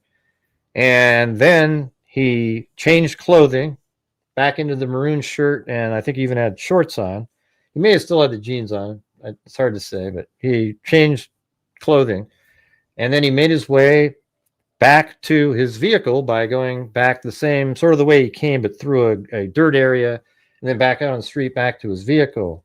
And then when law enforcement tracked him from the roof, they saw that he went into the wooded area. Then they located the rifle and the black towel. On the roof of the Losey building, they found the screwdriver. The screwdriver had Tyler Robinson's DNA on it. The towel that they found in the wooded area had Tyler Robinson's DNA on it. The rifle they found in the woods had Tyler Robinson's DNA on the trigger, and his parents identified him as being the person that they backtracked through surveillance footage. You know, and then they have the text message exchange that describes on the ground that he was trying to go back to get the rifle. He mentioned the exact same writing that's on the bullet that killed Charlie Kirk. He mentioned the other writing that was on the other bullets. His DNA was on those bullets and the shell casings. Like I said, have you ever seen a stronger case? Now, wasn't that super chat worthy, you guys? That long explanation right there? Because I noticed not one came in during the entire time. Thanks for the coffee, Lisa Valenzuela.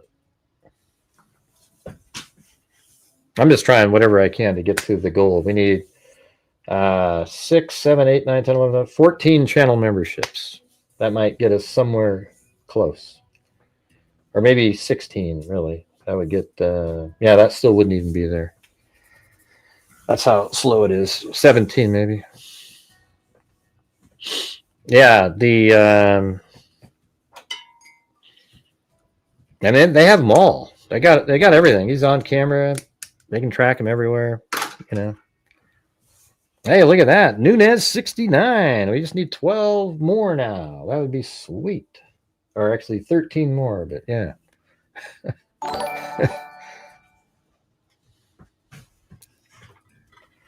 Thank you. Oh. So, any questions, you guys? Since nobody's calling in, how about you guys ask me questions about this? Go ahead. Gray, a 30-06 wouldn't do that, though. Oh, here we go again. The 30-06 argument. Nobody knows what the bullet type was, anything about the ballistics. They're all assuming it's a full metal jacket bullet that would, you know, just absolutely crush and go through. Nobody knows what anything is. Hey, thanks again there, Nunez. That was very nice. No, we don't need 16 now. We need 12. Just 12 more memberships, and then we'd reach the minimum goal level. Originally planned to take the gun apart in the woods. Yeah, I think that's exactly what he did, but he didn't have the screwdriver anymore. Right? We've said that many times. I mean, it seems kind of obvious, doesn't it?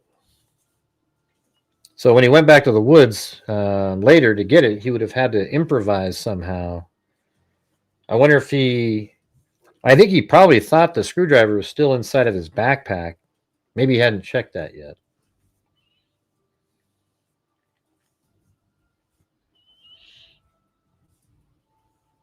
What do you mean? We're not talking about Delphi.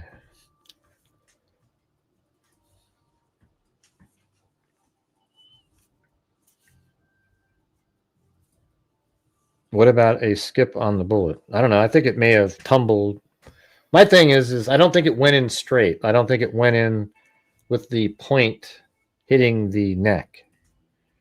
And as a matter of fact, I have this video that I was watching yesterday where you can see like Charlie Kirk's neck, just totally normal, eyes closed. The next frame, his eyes are still closed, and his shirt is all the way up past his head. I mean, like up, you know, past his mouth kind of thing. And that's because the bullet it's so fast, right? Like 30 frames a second can't capture this. So I would think if you could have captured it, if somebody had high-speed film, that you would see a hole enter his neck first, then the shirt would go up.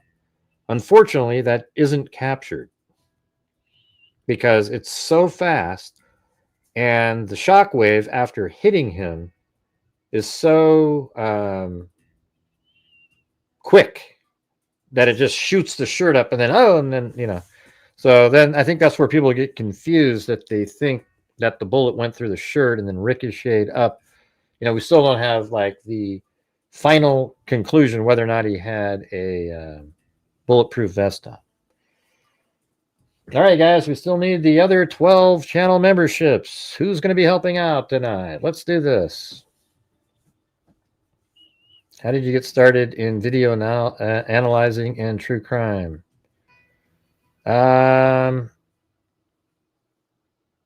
Yeah, I think it was really, I always followed true crime, like Bill Curtis and American, that was American Justice, all these different shows. But then I started following, just watching stuff on TV, trials and stuff. Then one day I didn't really use Facebook that much, but somehow the Jodi Arias case came up. And I mean, if that case was today, I would get like 1 million subscribers. I mean, it would be absolutely crazy. That was the wrong time. That case, I created a 3D model of the whole upstairs. Looks absolutely perfect. I even used photographs of tile that they had in the case and put it on the floor. It looked totally exactly the same.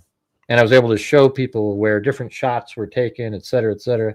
And then I got hired from that to do an actual real criminal case in Brooklyn, New York, for a Brooklyn prosecutor. I live all the way in Oregon. They flew me out there.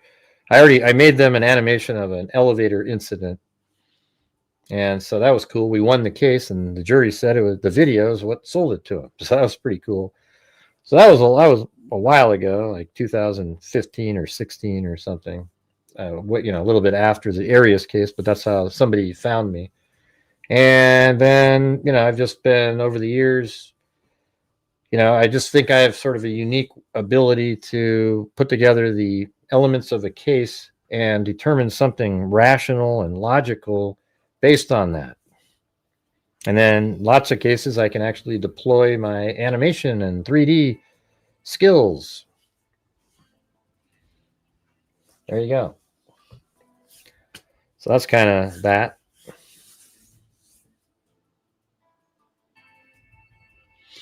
Yeah, I'm already live. I'm just trying to I just don't understand this. It's like I keep asking and we're just not getting there. Yep, that's the I don't have any like formal.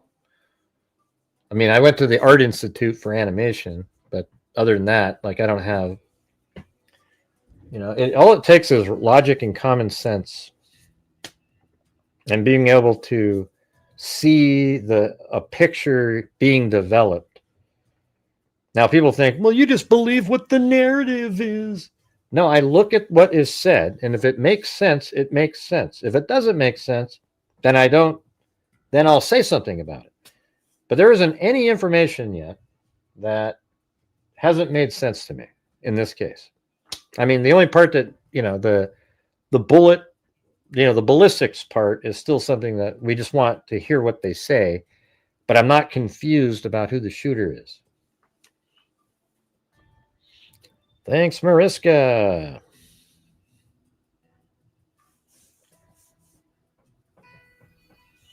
Yep, we still need the 12 gifted memberships, or even just, I think that comes out to $60. Okay. So that would be where we got to the bare minimum goal that we used to always set. Hey, thank you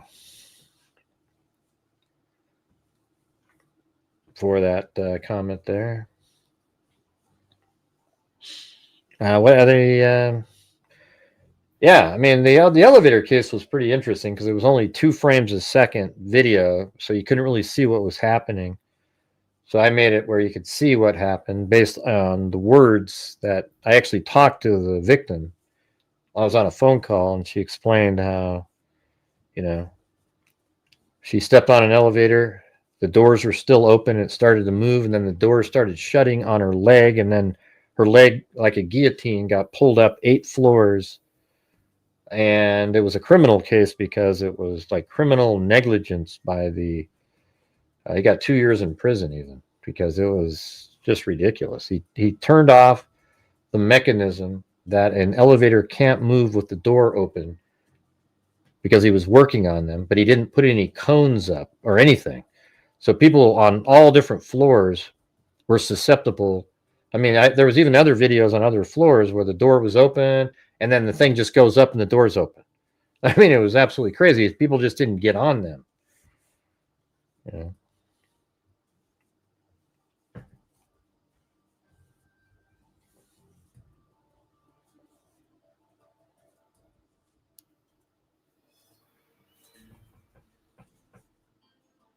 Yeah.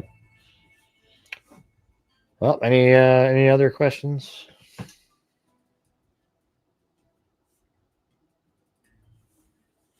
Got about 45 more minutes here.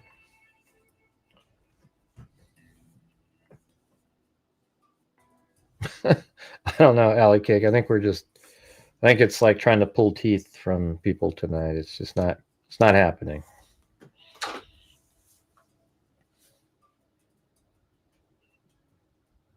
I hope they don't get sued for not having security on the roof. I think it's insane for people to expect somebody's coming to your university to talk and you're going to treat him like he's the president of the United States with drones and snipers and stuff. I don't know. I mean, unless there's something directly like they refuse to do something that may have prevented it, that would be interesting. Hey, thanks, Christine. Look at that. That puts us at, we only need 7 more. There you go. Not bad, not bad.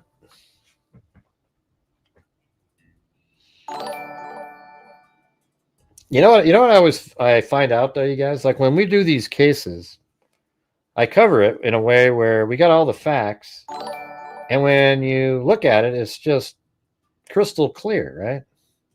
Like it's just, oh. And so when we do these things where I want people to ask questions, you guys don't have questions because you already know what the answer is. Right, Van Brot? Let's see. Well, you have to make yourself available for memberships to get one.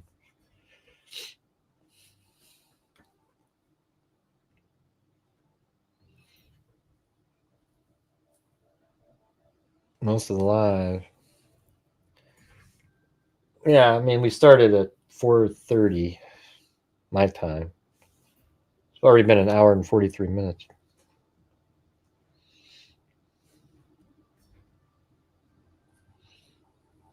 Yeah, we don't get to choose who YouTube gives the membership to.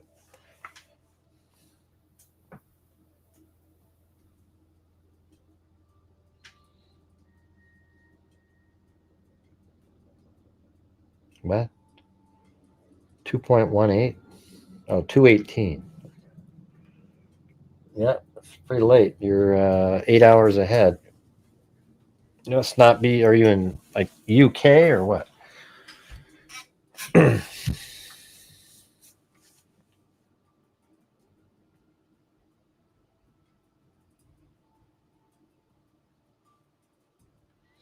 Yeah, this is the one I was making. Look how good these are. Look at that. The same person. See? I mean, just look at that. That's the same person right there.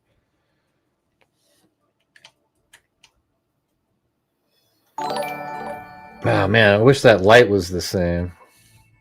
Because he's even, I think, even has the same hat on in that picture. See that? But they're the same height and everything.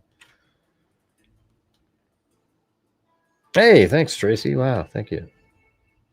So that puts us at only 6 more of those, you guys.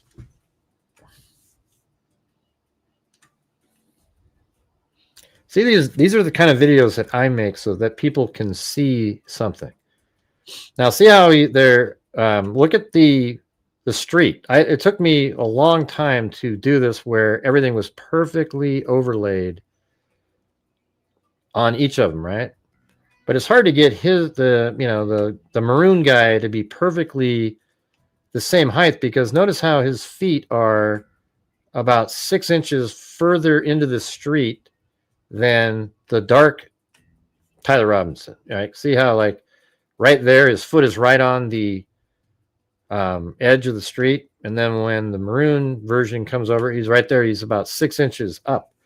And what that does is it takes his head, would only be about right, below there. You just take the same distance there and then move his head down. So I think I did a version. I thought I did one like right here. Yeah. So this one I adjusted for that. So notice how, see this red line? That was the curb. And so see how I moved it down? This time they don't line, the grout lines on the street or repair lines are off by that exact same amount. See right here? That 6 inch difference is right there.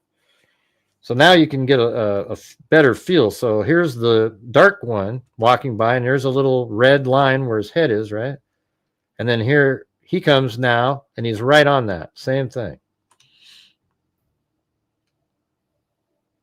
So I had to slide him down slightly on the screen so that he matched up with that.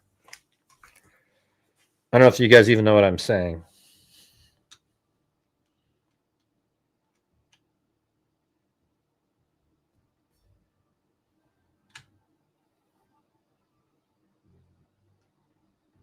And no, he does not. He's not wearing white stockings. Thank you, Wild Bill Wassman. Only 5 more to go. Yeah, so the original one, he's I mean, just look at the red line. Their feet are almost identical now on the, in relation to the red line. And so that's just, the only way to do that was to slide him down a little bit, the one on the left, and now you can make a better comparison in height. And that's the same, it's the same guy. I mean, look at the head. I mean, that's the part you should just look at, is just the head and the glasses. And I wish TMZ would release the original video in its pure form, not them, uploading it and doing whatever they do.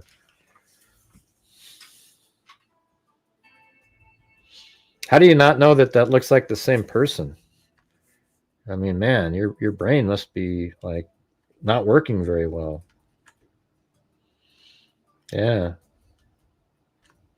And we know it's the same person because he was driving the same car, his car. I mean, look, it's the same guy.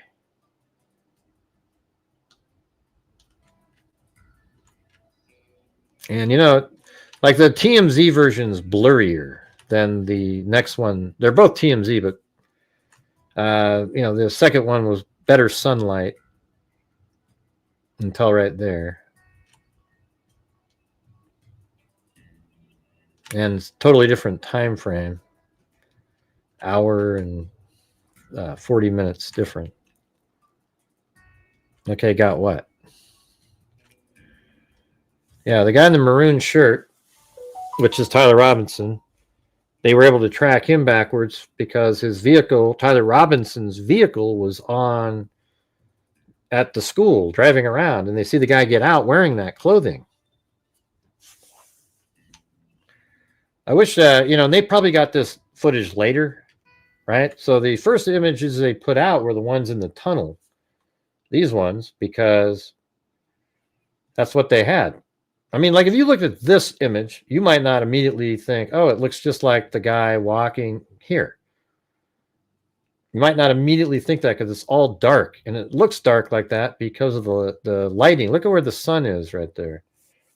So the sun's on the other side of him, and his body is basically in a shadow.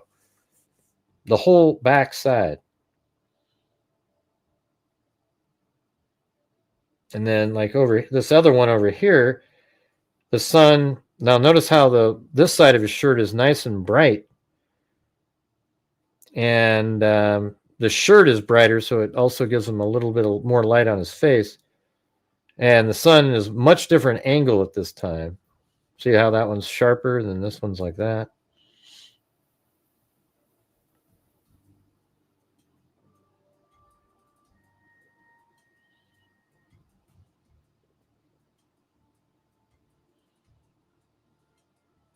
Yeah. So anyways, you look at these and you wouldn't necessarily go, oh, that's the same guy that was walking.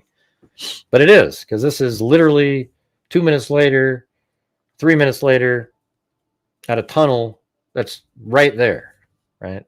So you're looking at it like this. Right here is the second camera, and he literally turns on the camera and goes this direction. And then the tunnel's right there. At 11:53, he's that person that we just saw, which is Tyler Robinson. He's going down the stairs. His parents saw this one, I believe, and said, that looks like our kid. And then these came out, and they probably thought, oh, wow, definitely looks like him. And so this one is this person. See the mark on the shirt? Sure, the sun's hitting him, so everything looks lighter. But this is moments later. So it has the same logo, same glasses and everything. And then right there you see that one and this one look similar, right? So this one here, see the logo on the hat and the logo on the shirt. And then this one, logo on the hat, logo on the shirt. Now the hat here is much lighter looking. And it's just different lighting. It looks like it's kind of a grayish sort of hat. It's not black. His shirt's blackish, with it looks black. But what's weird is see how the material of his shirt is probably somewhat shiny, and then look how the sun makes it look like it's gray, right? But in reality, that's the color of it right here. That one, this one, these ones are right up close to him, right here. And then he didn't change shirts in 2 seconds, okay? Then he goes up the stairs, and that's when we see him. Then we see on the roof over here. Now, I think that he's wearing the backpack up here. That's what I think. Where's my finger? Well, go from over there, ran in, and now he's right there. Isn't that crazy?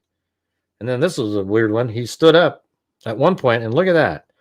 I pointed this out, I think, the first day. The second day of this whole case, this image was out there. And then I said, wow, looks like he's got a logo on his shirt. But we didn't even see any of the other surveillance or anything yet at that point.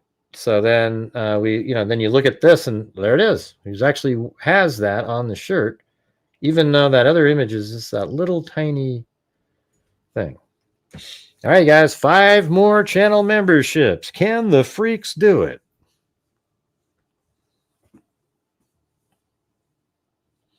It's the lighting difference. You literally made a video about it.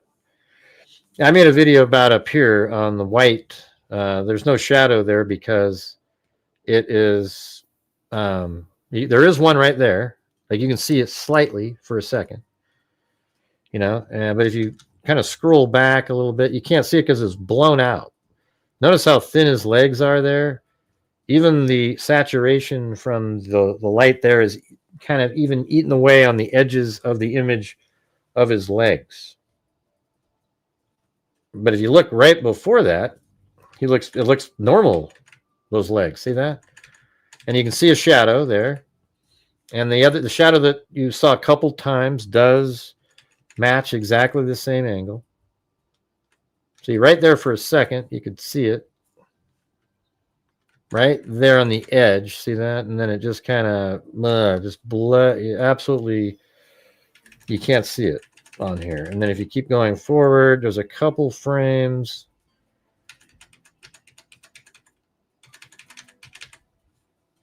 Yeah, right there. There's one. That's the same angle. still there. Like these ones have it because now he's closer to the camera. And then he goes to the corner. And people think he put something down in the corner, and that's just complete bull crap. You know, he doesn't put anything in the corner. Like that's just shadows over in the corner. See that? And then he goes over here and he lays himself, you know, gets down and it's still sitting there.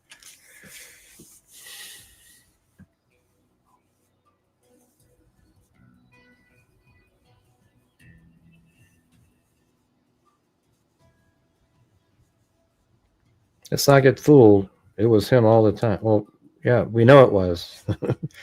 This channel has never been confused. I've never thought, I mean, you know, so we didn't know who it was for the first day or so. And then when they showed the evidence that they had, you know, and it makes sense. So there he is. But it wasn't good enough for the conspiracy theorists. They got to keep making video after video after video after video.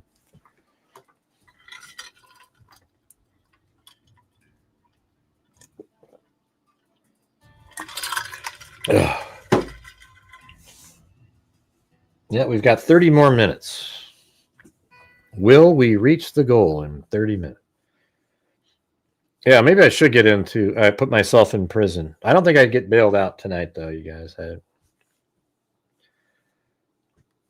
Plus, nobody's actually officially thrown me in prison. We could give it a shot, see what happens.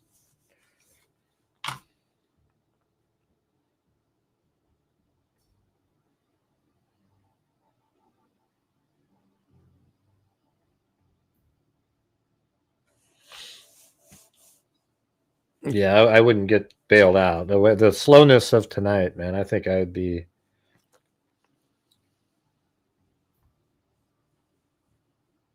Please, people won't believe you're talking about the. Okay. Well, I haven't done it. You got to throw me in there for a reason, though. I must have been mean to somebody earlier, right? Oh.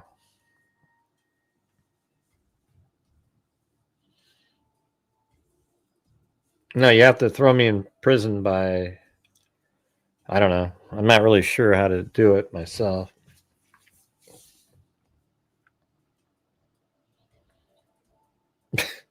I don't know. Yeah, I've been really mean to the earlier people.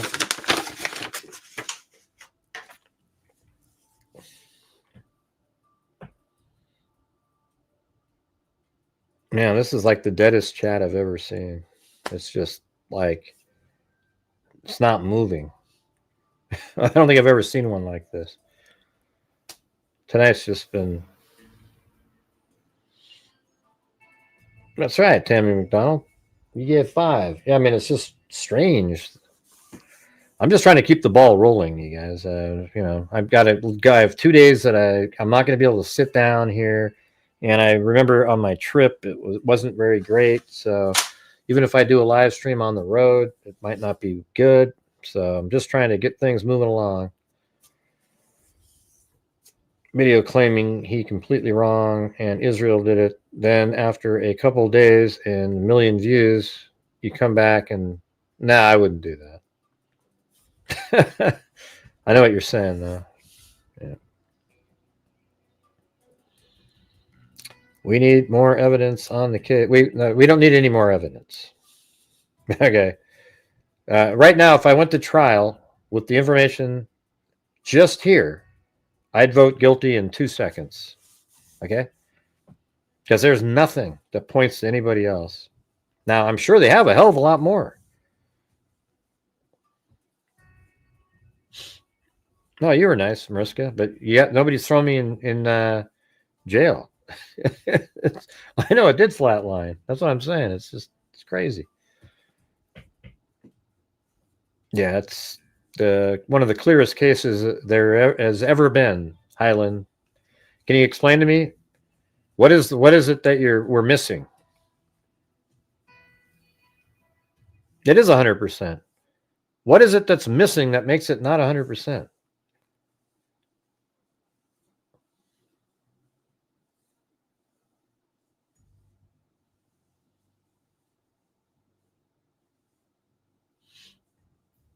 I know, I was pretty nice tonight. But I was supposed to be thrown in prison. Should we give it a shot and see what happens? Mariska threw me in prison up there.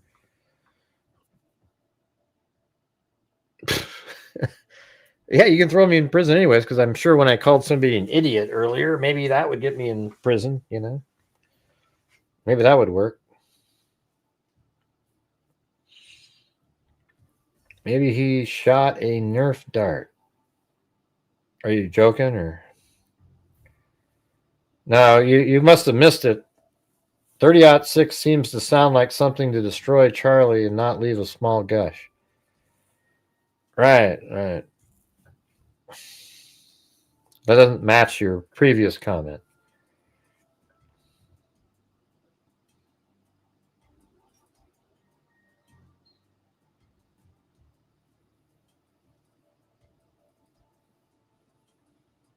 Yeah, okay, there you go. But you still have to throw me in prison anyways.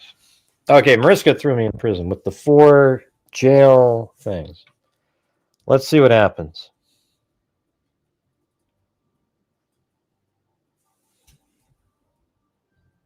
If I even know where the main jail... There it is. I'm in jail. Oh, look at that. I got bailed out of jail before I get put in there. But nope, I'm in jail now, you guys. Thank you, Lisa Belson. Very kind, very kind. No, I'm still in jail. That came in before the jail. Okay, so nope, I'm not bailed out, you guys. That came in before.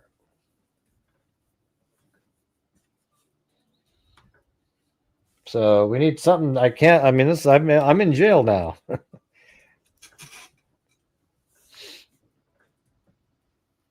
Let's see. I'm laughing so hard I didn't do my job. You did it right. You know, I got thrown in jail, but then wait, was that 2 of them? How come it says it up there twice?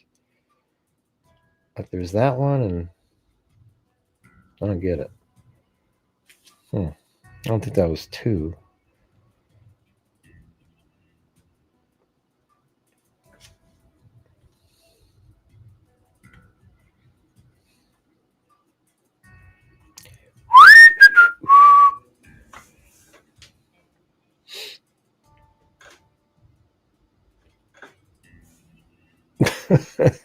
I feel like I'm literally in prison now because I don't think I'm getting out. Let's see.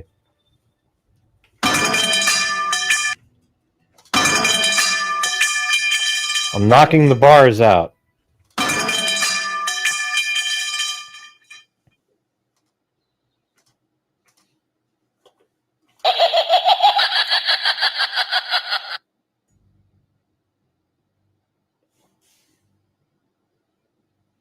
Okay, we need, how about this? We need $6 to bail me out of prison here, just to round things up. Stupid is being nice. You're an absolute moron. Huh?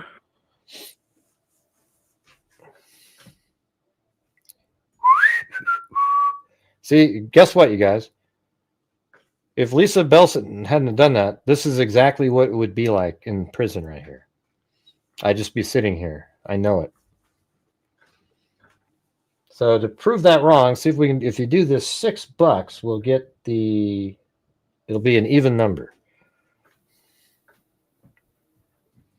Fly them over on Gray's drone. Right. Oh, there's Christine. Oh, look at there's some bail. There we go. I got a Uber to the closest Motel 6 and a donut from Allie Kate got me a donut. So now I've got food. I've got a small little Uber ride. All right.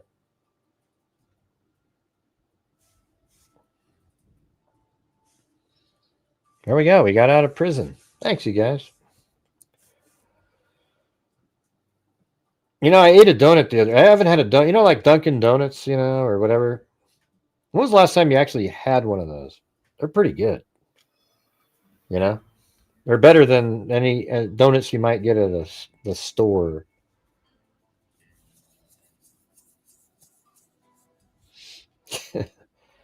Well, I got out, Mariska. Thank you. He thinks that because I said a fact on a rifle isn't a Google search. I don't know what that means, man.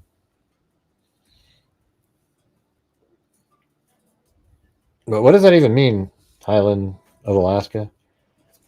I'm going to put it on the screen so we can all try to decipher it. I don't know girl code, so. He thinks that because I said a fact on a rifle, it's a Google search. You're dumb if you think wrong of a number of digit at the end as a reference as a year on the gun manufactured of sale. Wow. I have no idea what that means. I have no clue. Can anybody help me out? Gray, you're so mean. I don't know what it means. Help me out.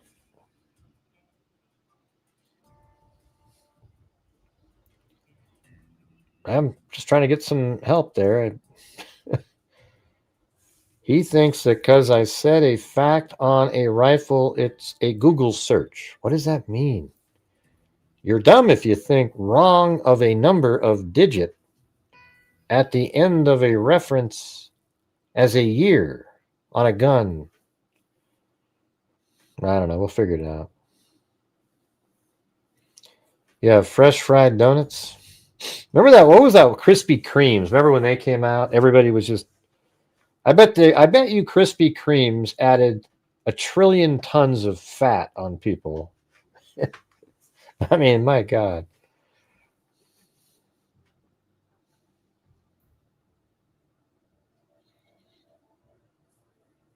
Mm-hmm. Yeah, people's heads don't get blown off. They literally, yeah. I mean, it does happen, but it's not like every. I don't even think it's most of the time.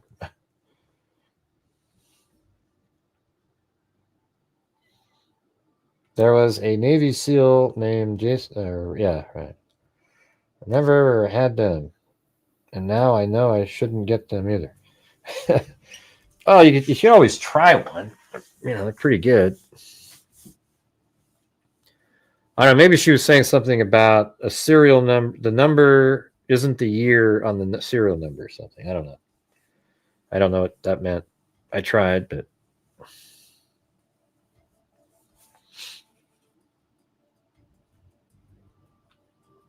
What does Black O'Hara mean? There was a Navy SEAL named Jason Redmond that was shot in the back of the head with a 7.62 from an AK-47, and not only did his head not blow off, he survived. Wow. Well, there's also what the hell was that guy's name?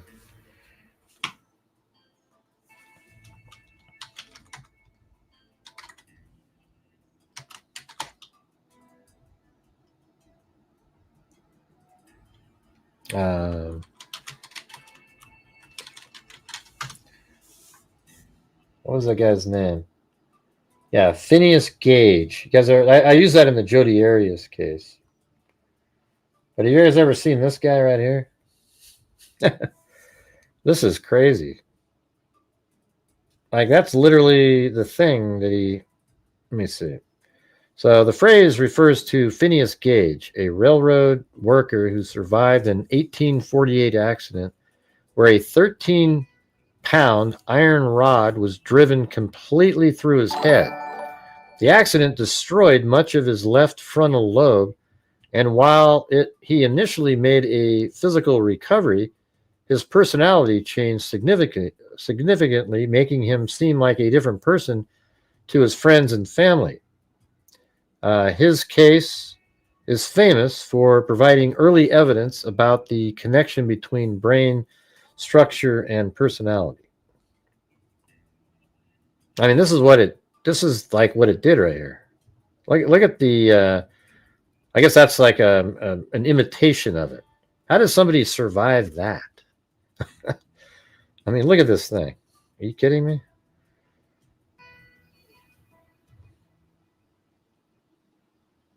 That's insane. And that was him alive. That's the rod that went through his head. He's holding it. It's crazy. Hey, thank you, Tammy McDonald. Really appreciate it. Thank you.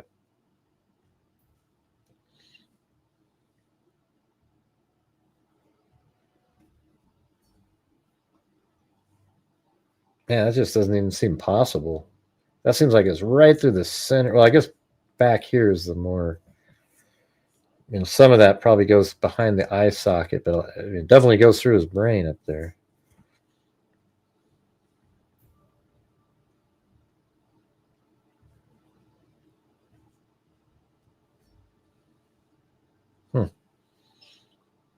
Crazy. Let's see. What's this one?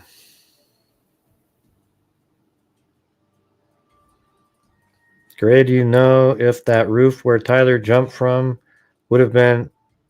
Yeah. Yeah, I mean, you come on, you've been following this, right? Yeah, it's absolutely.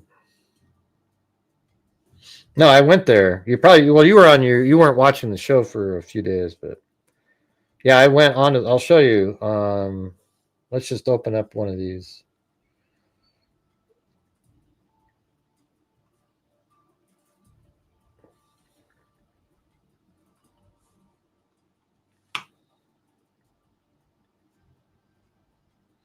I know. It almost gives you a headache looking at it.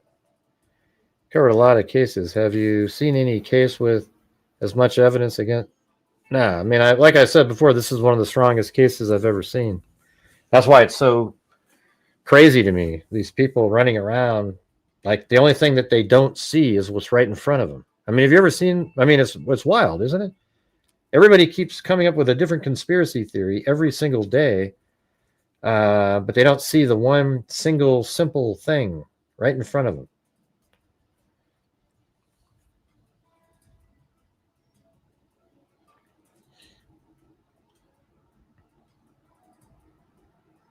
Okay. Why do you berate people? Well, I'm not. I haven't berated anybody tonight. Where the hell do you come from? You guys, time your. Hey, listen, fool. Listen. Next time you come in, time it a little bit better. Because we haven't been berating anybody, and so your comment doesn't make any sense. Pick a different night where I'm angry at somebody. All right, so I'm going to move it forward. This is the whole walk here. How about from right here? We'll just start it from right here. Watch. So he's walking down the street.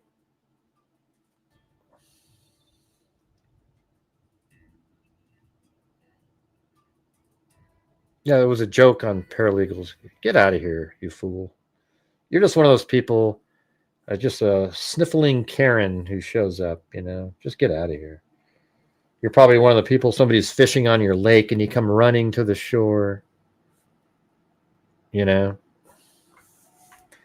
so see this wall right here? This is the video was filmed from right there. Tyler Robinson's walking right along this sawtooth fence here.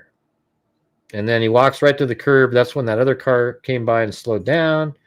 And it's likely because the curb is red there. Now, everybody was laughing. Yeah. They were laughing. That's what I always say about paralegals. Every time, paralegal, I'm sure it's a great, but every time you have a case and people are theorizing, you always get paralegals jump in and say, I'm a paralegal, and here's what I think. And it's like, well, I don't give a damn if you're a paralegal. It doesn't make your theory any better than anybody else's. You don't need to throw that in there. Everybody tries to do stuff like that. I didn't apologize. Nobody apologized. I don't have any, when you say credentials, my credentials are 10 years of covering true crime, thousands of cases. What are yours?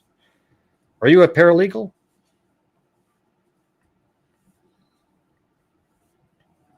And, I do have some credentials, I've made crime scene animations professionally. And not just for that one. I made another one. They didn't go to court, but I got paid for it. Didn't go to trial, I mean. And then I did another one for a different, like a private investigator. And I'm not sure what they ended up doing with that one. Good for you. That means you don't know shit about the case. See, everybody, because this guy was in the Army, retired Army, everybody, he knows it better than everybody else. Get out of here. You're so classic. You know, the thing is, I appreciate people that serve the country, but what I don't appreciate is them clout chasing, pretending that their brains are so suited for true crime. I can't stand it. Okay? It's a joke. Like, I absolutely am pro-military, pro-law enforcement, pro all that stuff. Thank you for your service, but don't ever come in here again trying to throw out it clout chasing bullshit about how now you know more about what happened here than somebody else. I'm getting so sick of it. I mean, I can't tell you how many of these idiotic YouTubers have popped up with channels recently pretending that they're an expert because one day they were in the military. It's ridiculous. Cover true crime for a long time and you'll probably have a better idea of what's going on. It's embarrassing. Good God, man. All right, anyways, this is the first house right here that had the surveillance on it right there. See that? And then the next house is coming up here. This is the actual main part of the walk here. You get to see the whole thing. You watching it, Mariska? So here you go. Just keep watching here. You got it.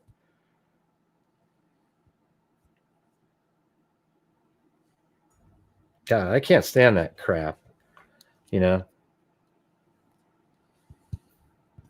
Do you guys feel the same way about that kind of stuff? It just drives me batty. You know, I never go, hey, well, I've done this, so therefore I just cover cases and then it is what it is. And then I have to come back and say that. Come on. You're just being your passive aggressive self in Tufel. Get the hell out of here. Anyways, so right there, he turned right after that next house, and then he goes over this. It's not really a bridge. It's just a piece of plywood that goes over. What do you mean, no, Kimberly? I don't know what you're talking about. I don't even know what you're referring to. I can't stand it when people go, hey, I was in the military for 20 years, so I know what this would have blown his head off. Well, you're wrong, man. It didn't happen. Okay?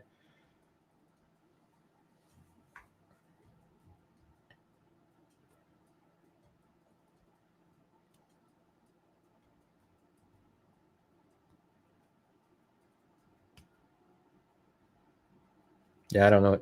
I don't even know what Kimberly's even referring to. There's just a word no in there. What are we talking about?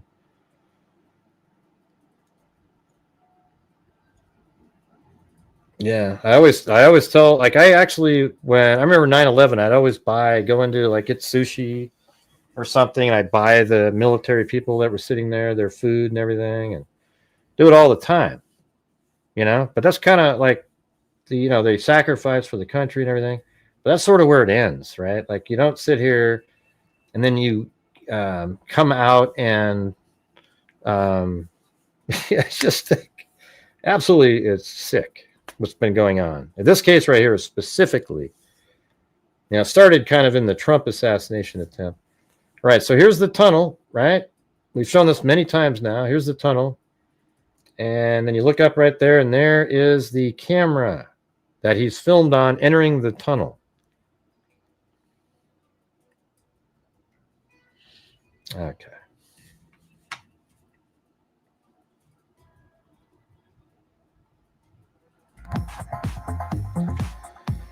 Thank you, Heather. All right.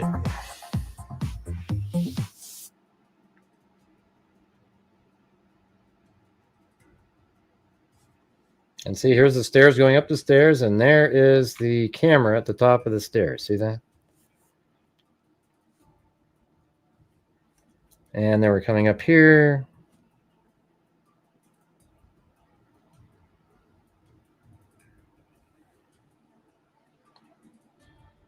I mean, imagine me running over like over into a military operation and going, hey, screw you guys. I know more about this because my dad was doing. And it's like, it's just stupid. You guys do not know any more about anything than any, I mean, as a matter of fact, I would say less about how to investigate a crime, because look at all of the conspiracies that are out there from that group of people. It's crazy. It is. It's actually a horrendous disservice to Charlie Kirk and everybody else. All this shit that's going on. And then look at Candace Owens. I mean, what a joke. God. Stick with your politics, man. You don't know what you're doing. I mean, you can tell she doesn't know what she's doing. Remember when she was trying to figure out the genealogy of, like, Kamala Harris or something? It was just, what are you doing, man? Yeah, we know she's half Indian, half not, or black, or whatever it is. Let's see.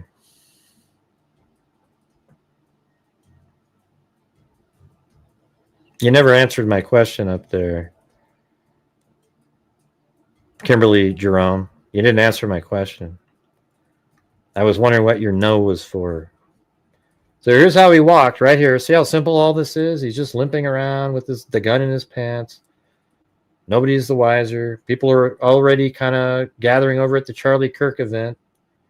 I bet you there was less people than this when he was walking here.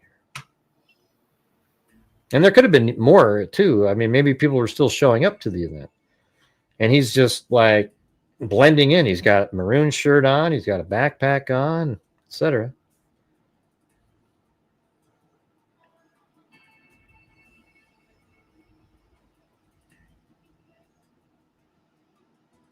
Okay, gonna have to block that person then. Oh boy.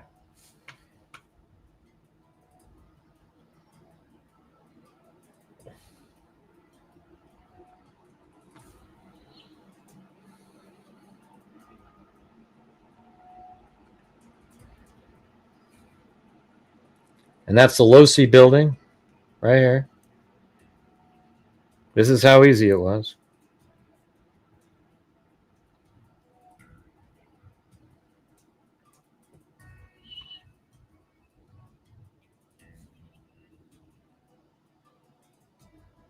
I mean, see, when you get somebody in here a minute ago, you guys, that person who claims they were in the military, the way they started off isn't respect worthy, is it? They're coming in here challenging my comment. I was just, I always say that about paralegals. They always come in and go, oh, I know the case. I know what happened. And because you're a paralegal doesn't give you special insight into a criminal mind. It just means that, you work for an attorney somewhere. Doesn't mean anything. All right. So it has no bearing on it. But that's where he jumped down right there. Right. But this is how he walked there, right across. See, even this little path on the grass there. And I don't know if you guys couldn't see it. I don't really give a damn. I mean, we've seen these people showing up lately using the same claim. And he was being passive aggressive, right?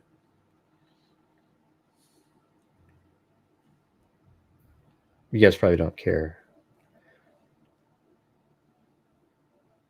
Yeah, she doesn't. Yeah, there's no gag order. If she claims that there's a gag order, she has nothing to do with it. She's trying to pretend to be a martyr. Right, so here's the door that goes into the Losi building. This is how easy this is. Watch this. All right. Went right to the door over here. I think there's like a scratch on the plastic outer portion of the camera. That's why this little thing's moving around. It's cool, though, because the camera is 360.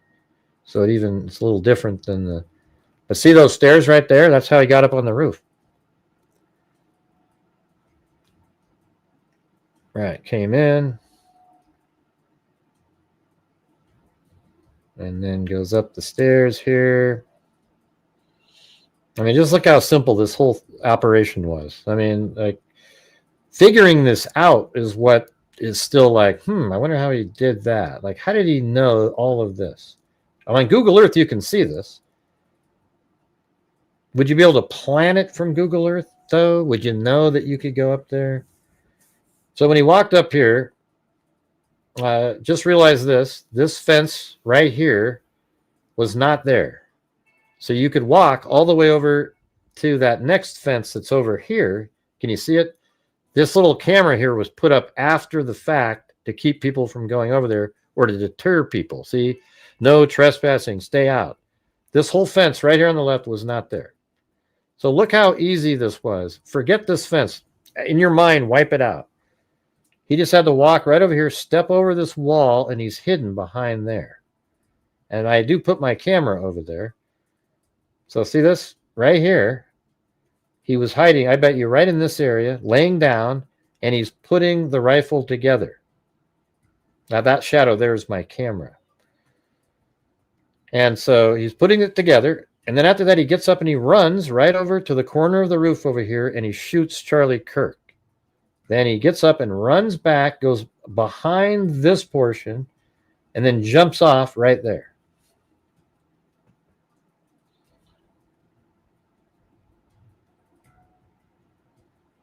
That's how easy this was. And by the time he got over there, these people in here had no chance of getting anywhere near where he was when he got out of there. Yeah, so you got that one. What's the next one? I'm going to go to this one. Oh, yeah, and this is when I put the 360 up on the roof. And look at this right there. So that one's interesting. Because that is where his foot was. His foot was basically right there where I'm circling. So they got these 2-inch markers right where he put his foot down. Now watch this. So imagine, let me go back a little bit this direction. So you can see it. Now see that angle right there? Maybe if I just go a little bit more. God, I couldn't stop it. Yeah, like that, right? And so see how there's the divider of these two windows there. And so if we go back over here,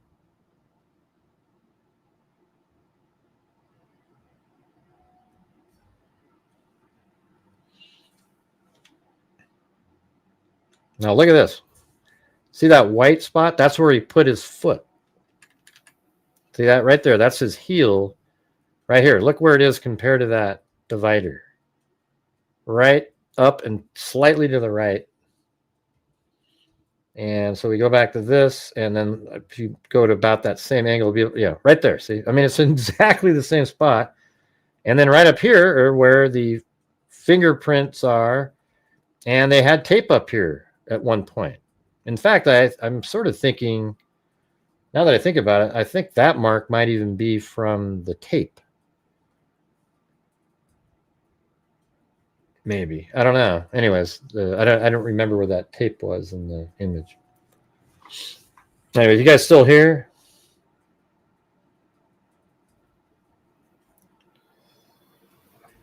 Von Brod, are you still here? I always get nervous that I say something that makes people not want to watch or something. And I just say what I'm thinking, you know. Not me. Yeah. These people in chat are crazy. I don't know who they... People love to be all-knowing Oz. Oh, you're... Okay. You're watching full screen? Holy shit. I don't want to have like a... I might have a pimple or something. That's cool. But anyways... I think I've already been on here for how long? 2 hours and 30 minutes.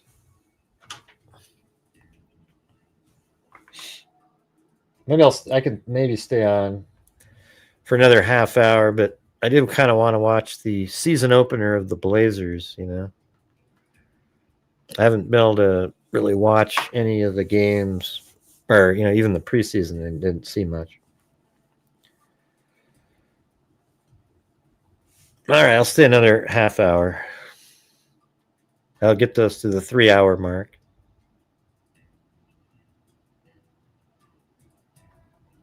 But maybe I'll have the game on in the background. How come it doesn't? Where is this thing? Come on. Right there. All right. There we go. I'll have to do another half hour.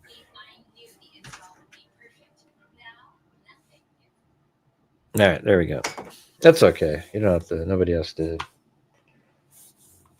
Let's see. Y'all make it worth it. Yay! Oh, you don't have to make it worth it.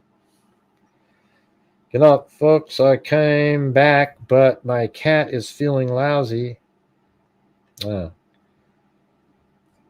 Yeah, I was watching this video today of this dog that was like the TV was about to fall on a little kid and it protected it. And then there's another one with, it was pretty amazing. I was trying to think of the last time I saw a cat do something like that.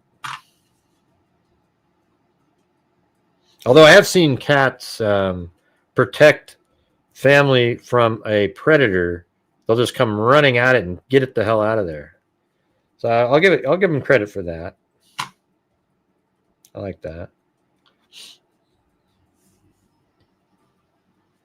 First time, and she had me in a big screen like a gigantic TV. Right away and told her to turn it off. How did that happen? On surveillance or something? That's crazy. So why did people come in here and say that Paramount Tactical can't stream for a week? Why did they say that? There was those two people that came in and did that. Hey, thanks, Black O'Hara. Good as usual, Gray. Thanks for putting in the time and actually making an easy, digestible PowerPoint presentation. I think I'm going to, before I go on my trip, I'm going where to... his car was parked. Was it the same spot both early in the morning and later that morning? Oh, yeah. Well, I can show you that. Let me show you that. I think, and I drove around the whole neighborhood. I actually have a video where I drove on my car with the camera on. I couldn't find another spot. But I think at 10 in the morning or so, not 10, probably 9:45, he parked. I think he could have parked right here. I really, this is just speculation. But this spot right here, as a matter of fact, it's at the beginning of that first video. If we go back to here again and go all the way to the beginning, right there. See that? So this is where I'm parked. Now look at this, how amazing this parking spot is. So somebody would have to be coming around that corner. And then even this is a little distance from a driveway that somebody could have came around. So if you had your passenger door open right there,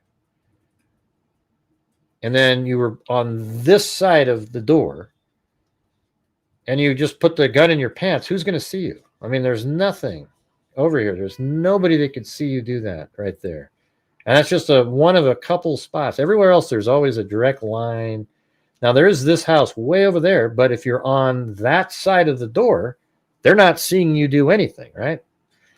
So let's just say that we have that, right? Then after the dry run, he goes back and gets his car, and then maybe he moves it to right here, because now it's a shorter walk, but it has the same, this spot right here, and this is something that I didn't come up with. Somebody mentioned it, and I was like, wow, that's pretty good. So right here, again, his car is facing just like that one, driver's side open, the only sight that anybody had. Look at how all these trees block all the views of any kind, and then this house could see something, but you're on the other side of the door. I mean, isn't that amazing? Okay, he was flagged, but he doesn't mean that he can't, everybody's flagged, It was, I mean, the whole thing that he did was planned and executed absolutely flawlessly until the escape. and his panicking, leaving the screwdriver on the roof.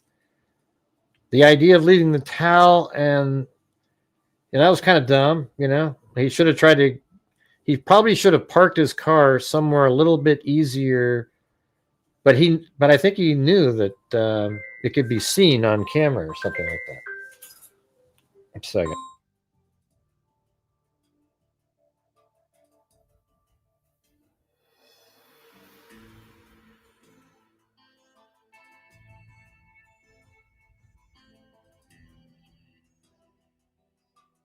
All right. What is that sound? That doot, doot, doot, doot. Man, I don't know what that means. What do you mean, no, he can't stream? Wasn't he streaming on the show? You guys said he was streaming. I checked 1 week. X not working for him either. He's on Rumble. It's different. Changing focus. He has a team on 360 degree. What does that mean? A team on 360 degree. What does that mean? What do you mean he's changing focus? What do you mean? I don't know what you're talking about.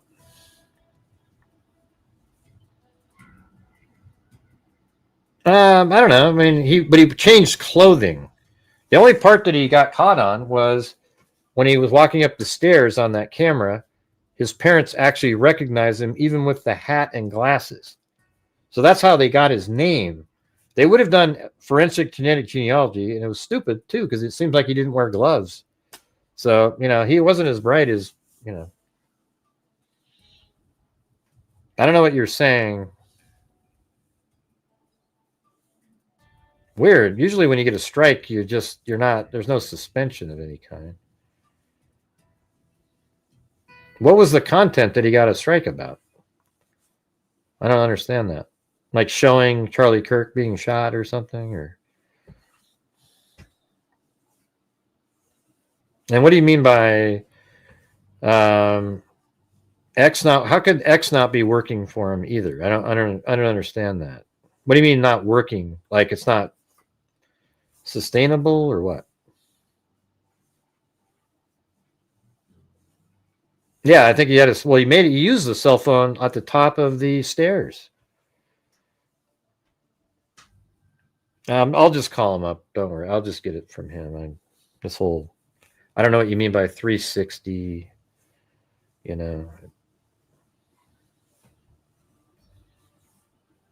tunnel and then back off again. Yeah, but even if he turned it back off again, it's like it shows him at the tunnel, and then his DNA is on the trigger, and his parents recognized him, and then they track that same person walk into the Losi building, and then the same person with the same limp goes walking over to the wall, jumps over the wall, and then now he's running, and they're not limping anymore. So, you got that.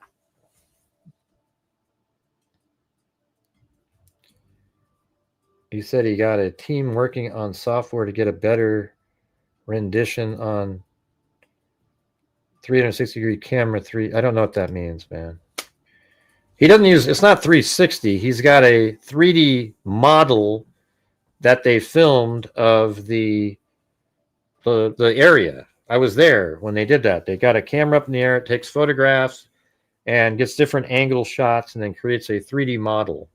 It's not 360 though. 360 is like this.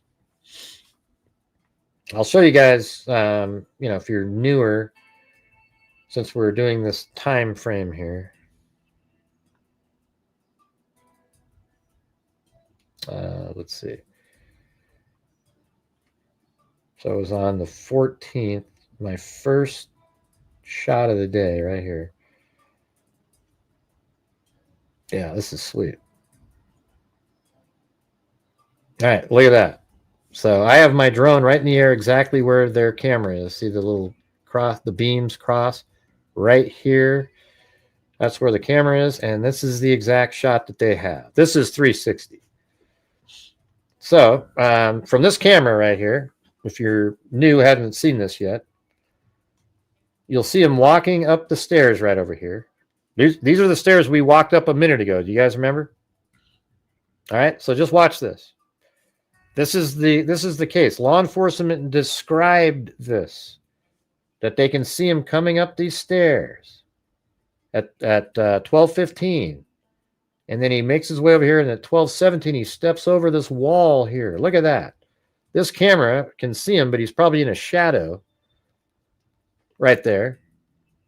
And then 5 minutes later, he gets up and he runs right over here. You'll see it to this corner and lays down right over there.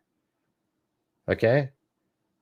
Then after, right when the shooting happened at 12:23, 28-ish, right around that, like within 27, 28, he gets up right after that and runs. And at 12:23, 34, he's filmed right here where I'm wiggling the mouse. Then he makes his way over to this place. He jumps, he goes over here, lets his foot down, and then he jumps about 10 feet drop. Then you see him on the camera going up this really steep hill here, by the way, really steep. And you can tell, you can even see how steep it is because the shadow angle changes dramatically going up a hill. And then he runs over here, and then we see him come over here and go right between like these rocks here. And then look at this. So we'll be able to see over here that he doesn't continue down the street, so he disappeared into the wooded area. That's how they knew that they could go over there and look to track him. And then when they got the towel, they used that probably for the dog to scent off of. And that's how they tracked it all the way into the dirt area. Yeah, it's pretty amazing. But I'm sure most of you have already seen this. Isn't that beautiful out there, though? I mean, look at the backgrounds. What does that look like out there, Van Brot? Doesn't that look pretty sweet on your... I'll make it a big screen. It probably looks pretty good if I make it about like that's probably the clearest version. The taco's probably the clearest. Thanks, Bronson. So him going out of camera view is most likely him laying down behind that little wall and maybe assembling the rifle? Yeah, probably into the shadow, I would think, well, let's go look at something really quick. So if you go back to that, and then here, this is the 11. So the shadows are like that. So now we know where that is. Let's just look at from above. And go to the building over here. So the shadow was kind of going like this. And so that means that right there, the shadows, and they're kind of lower. So there might have been shadow all the way out to here on that. And it kind of going in this, I think it was that right? Yeah. So it'd be like this direction like that.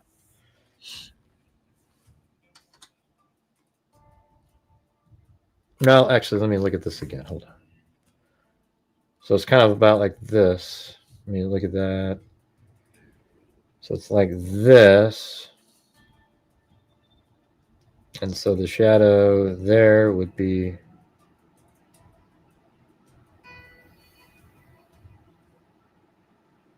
Yeah, almost like straight at this thing. I mean, it'd be just like that, just beaming down. So, I would imagine that this shadow would be, if that's 3 feet and it's a little bit lower, that could be out to here. And he just hid in the shadows. They just can't see him on the camera. I mean, even on mine, it's kind of interesting, right? I mean, you can see mine doesn't have quite as big a shadow because it was later in the day, or early. It might have been early, actually, but I bet you that shadow would go way further out, and you wouldn't really be able to see him. I mean, picture one of these people right here that are in the image over there laying down next to it. You just wouldn't see him, right?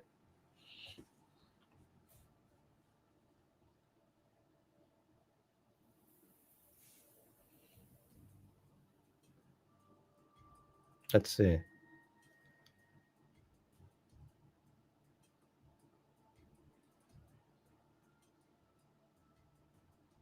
Hey, we scored 4 points. I was just looking at that.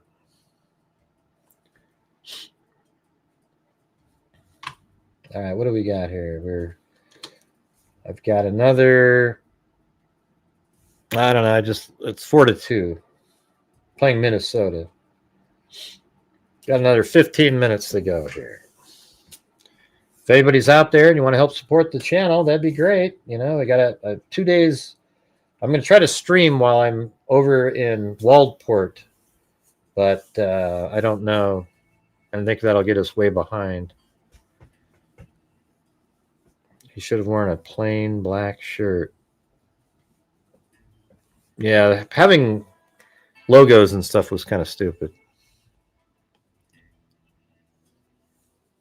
Oh, now we're down 8-7. Kind of a quick flying game. Oh, look at that. Got the rebound. There we go. Screw the Wolves. It's just boring. Let's see. The camera is wild. Hey, thanks, Lisa Belson. Look at that. 5 more channel memberships for the freaks out there.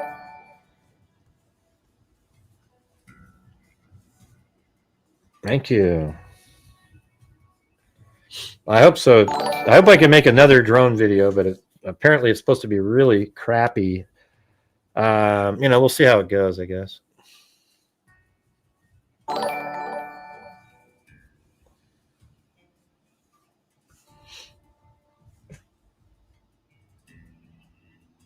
Oh, we just blocked your dunker. That was pretty sweet. Wow, that was genius. Oh, yeah. Oh, boy. That was pretty sweet.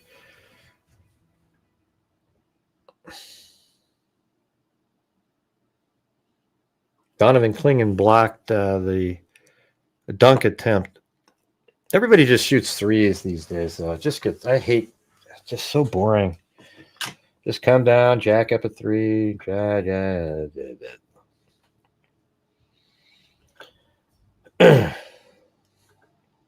any more questions, you guys? It's pretty amazing, that shot that is. It's so clear. I mean, it sort of does its own little rendition, sort of. See how that looks sort of cartoony almost when you zoom in? But back here, it looks normal. I mean, you'd see, if I played it, you'd see people walking and moving around. I mean, let's see what happens. If I play it. Oh, wow. See, I'm playing it right now, and these people are moving. There's a car over there, and see trucks moving around. Like that, see?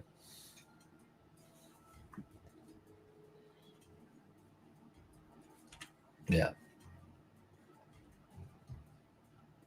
And there's where he came down from. Yeah, Blazer Bros. That's my channel. We're just trying to, I don't know, we're trying to start something up with that, but see how it goes. Yeah, Blazers Bros. We don't have any videos yet. We did a unlisted mock live stream. We'll see. Yeah, thanks, Sandy Shirley.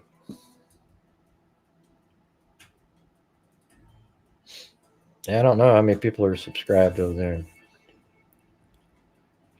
Who's he a decoy to, UV Light? Who's he a decoy to? Where did the gunshot come from? So he went up there with a rifle. He has a fired bullet in the weapon. And his DNA is on the trigger of the rifle, and he's a decoy. He just gave up his whole life to be a decoy. I mean, think through this stuff, you guys.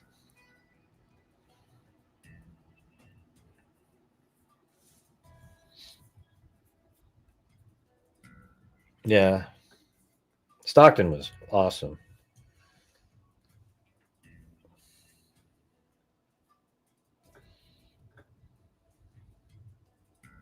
You notice they never have a reply when you ask them, because they know that it's ludicrous to say he's a decoy. But they heard their favorite YouTuber, you know, those ex-psyops guys, you know, they're out there and they're telling us, everybody, that he's a decoy. Decoy for what? Why did he do that?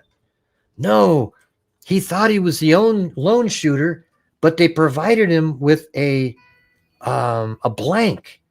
And then somehow the shooter on the ground knew exactly when he would shoot to mask the sound. It's really weird. It's complicated. I know, but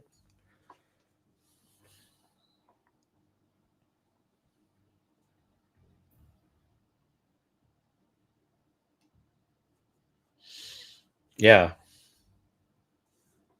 Are you dating a... Yeah, I don't know.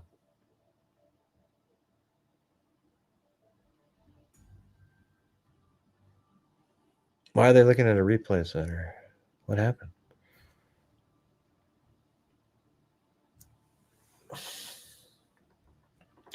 The wormhole people will go down to avoid the basic truth.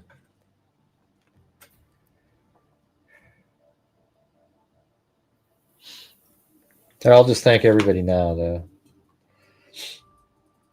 So thank you to Tammy McDonald, Kathy Giles, Michelle H, Allie K, 8675309 with a cat eye, then Tracy Antock right after that, then allegedly Joe Miller, then Wild Bill Wassman gifted a membership, this account, then Nader Bader gifted one, then Zoli G, then Tracy Van Brott, who's watching on big screen. Hey, how's it going out there?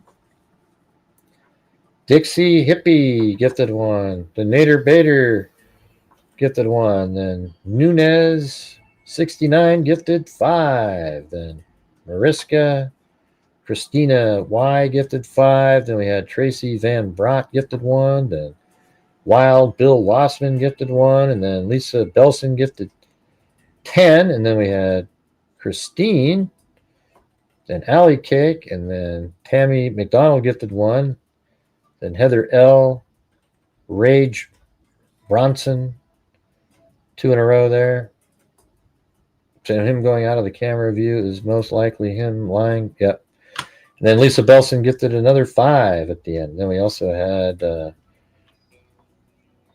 Lisa Valenzuela with a coffee and Peggy with a PayPal. Are you tired yet?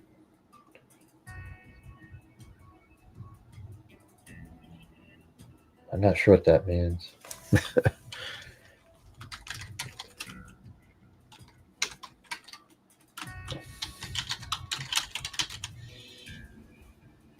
Yeah. All right, let's see. Then need last. Oh.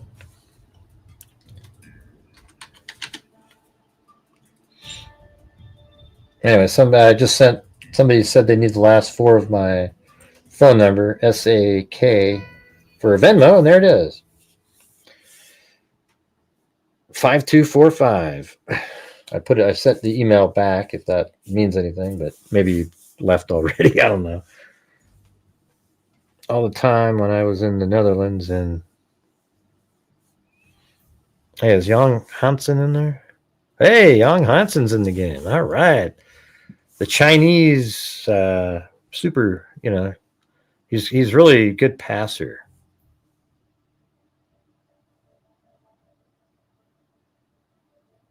Let's see how this works out.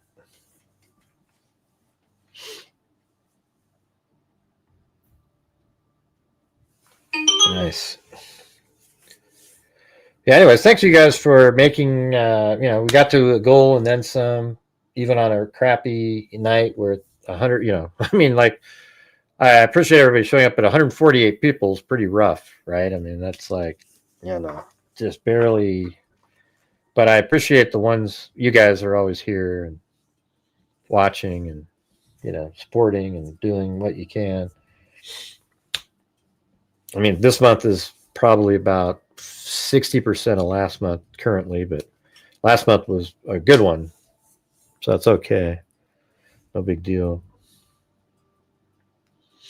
He's Yang Hansen is a Chinese player that the Blazers actually, it was pretty interesting. We had a higher draft pick, but we traded the higher draft pick, I mean a better draft pick for one a little bit further back, because the player we got, we knew would drop to there. So we got 2 second-round picks back or something.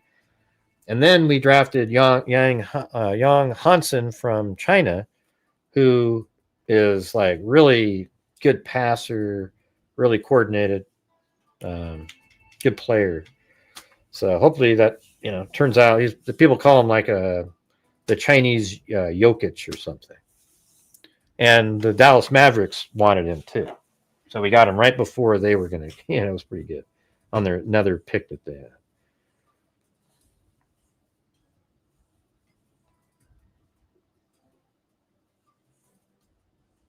Yeah, we had a lot of trolls tonight. It's pretty wild. Yeah, we did pretty good tonight, Jim Carrey. It's the exact opposite of what you said.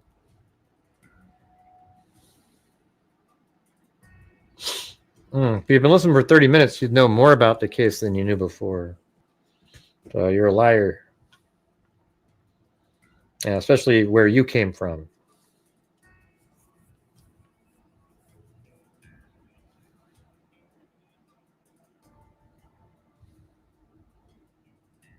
You guys, they just said that I'm deceiving you guys, that somehow the truth is something else. The thing is nobody, all I can tell you is from all the stuff that we've done, this is an incredibly strong case. Is it remotely possible, like 1 in a million, that there's some other thing going on? Sure. Wow, there could be some crazy thing going on. But I don't think so. His parents identified him as being the person walking up the stairs. The gun was identified by the parents that they showed on the news as being the one, and the one that he mentioned him having. His DNA was on the trigger of the bullet, of the trigger of the rifle found in the woods after law enforcement tracked down his route and found it in the woods. Anyways, all these people are going to be embarrassed at some point. Now, I admit that there might be some people he was working with on social media and people that knew what he was doing, and maybe there was somebody there that was like, okay, texting him saying, hey, here's a good time or something. I don't think so, but that stuff's possible. We don't know anything about any of that stuff. One thing we know is they haven't made any other arrests connected to it. Have you noticed that? You would think by now they would have arrested other people, but we don't have anything. But anyways, what are we at now? Now we got 1 more minute.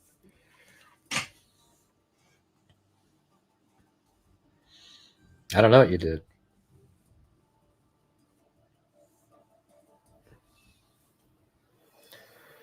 This kid is saying Tyler was a decoy and that he controlled it from home. Controlled what? The rifle? So he held the rifle up there, and then somebody else remotely pulled the trigger. That's funny. Yeah, you got to do the tagging. We do that all the time.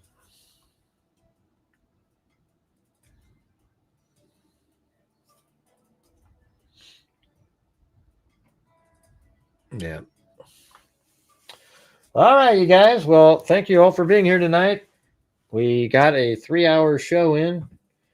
Wasn't sure that was going to happen, but we did. And I appreciate you guys all being here. And we'll see you tomorrow. Tomorrow is my last sort of day for a little bit. I'll try to stream in the windy, rainy weather. over there. See what happens. All right. So thanks everybody for being here. Really appreciate it. Thanks Lisa Belson for the extra half hour, 5 channel memberships. Appreciate it. And we'll see you guys later. And as I always say, until next time, be safe out there. Yeah, I've been doing this true crime thing for quite a while. And during this whole time, I have not seen one person that is a crime dissector, flag rejector. I'm a certified human lie detector. Gonna get ya on a stretcher if you try and play me like an old projector. Crime sector is my nectar. Professor Gray is gonna give another lecture. Crime collector, freak connector, and I'm always gonna be a perpetrator. Fool deflector, Interceptor, and I'm meaner than a spectre with a vector on his vector. With all respect, just remember I'm a temple fucking checker. I have no agenda, I'm no pretender, and I'll serve it to you straight without the blender. And in the end, I'm gonna send ya on a mission to reveal the true offender. Yeah, so I'll just get right back to work. All right, everybody. Talk to you. Thank you all. Love all of you. You guys are amazing. You support me even in the down times. All right. Thank you guys so much. See you tomorrow. And be safe out there.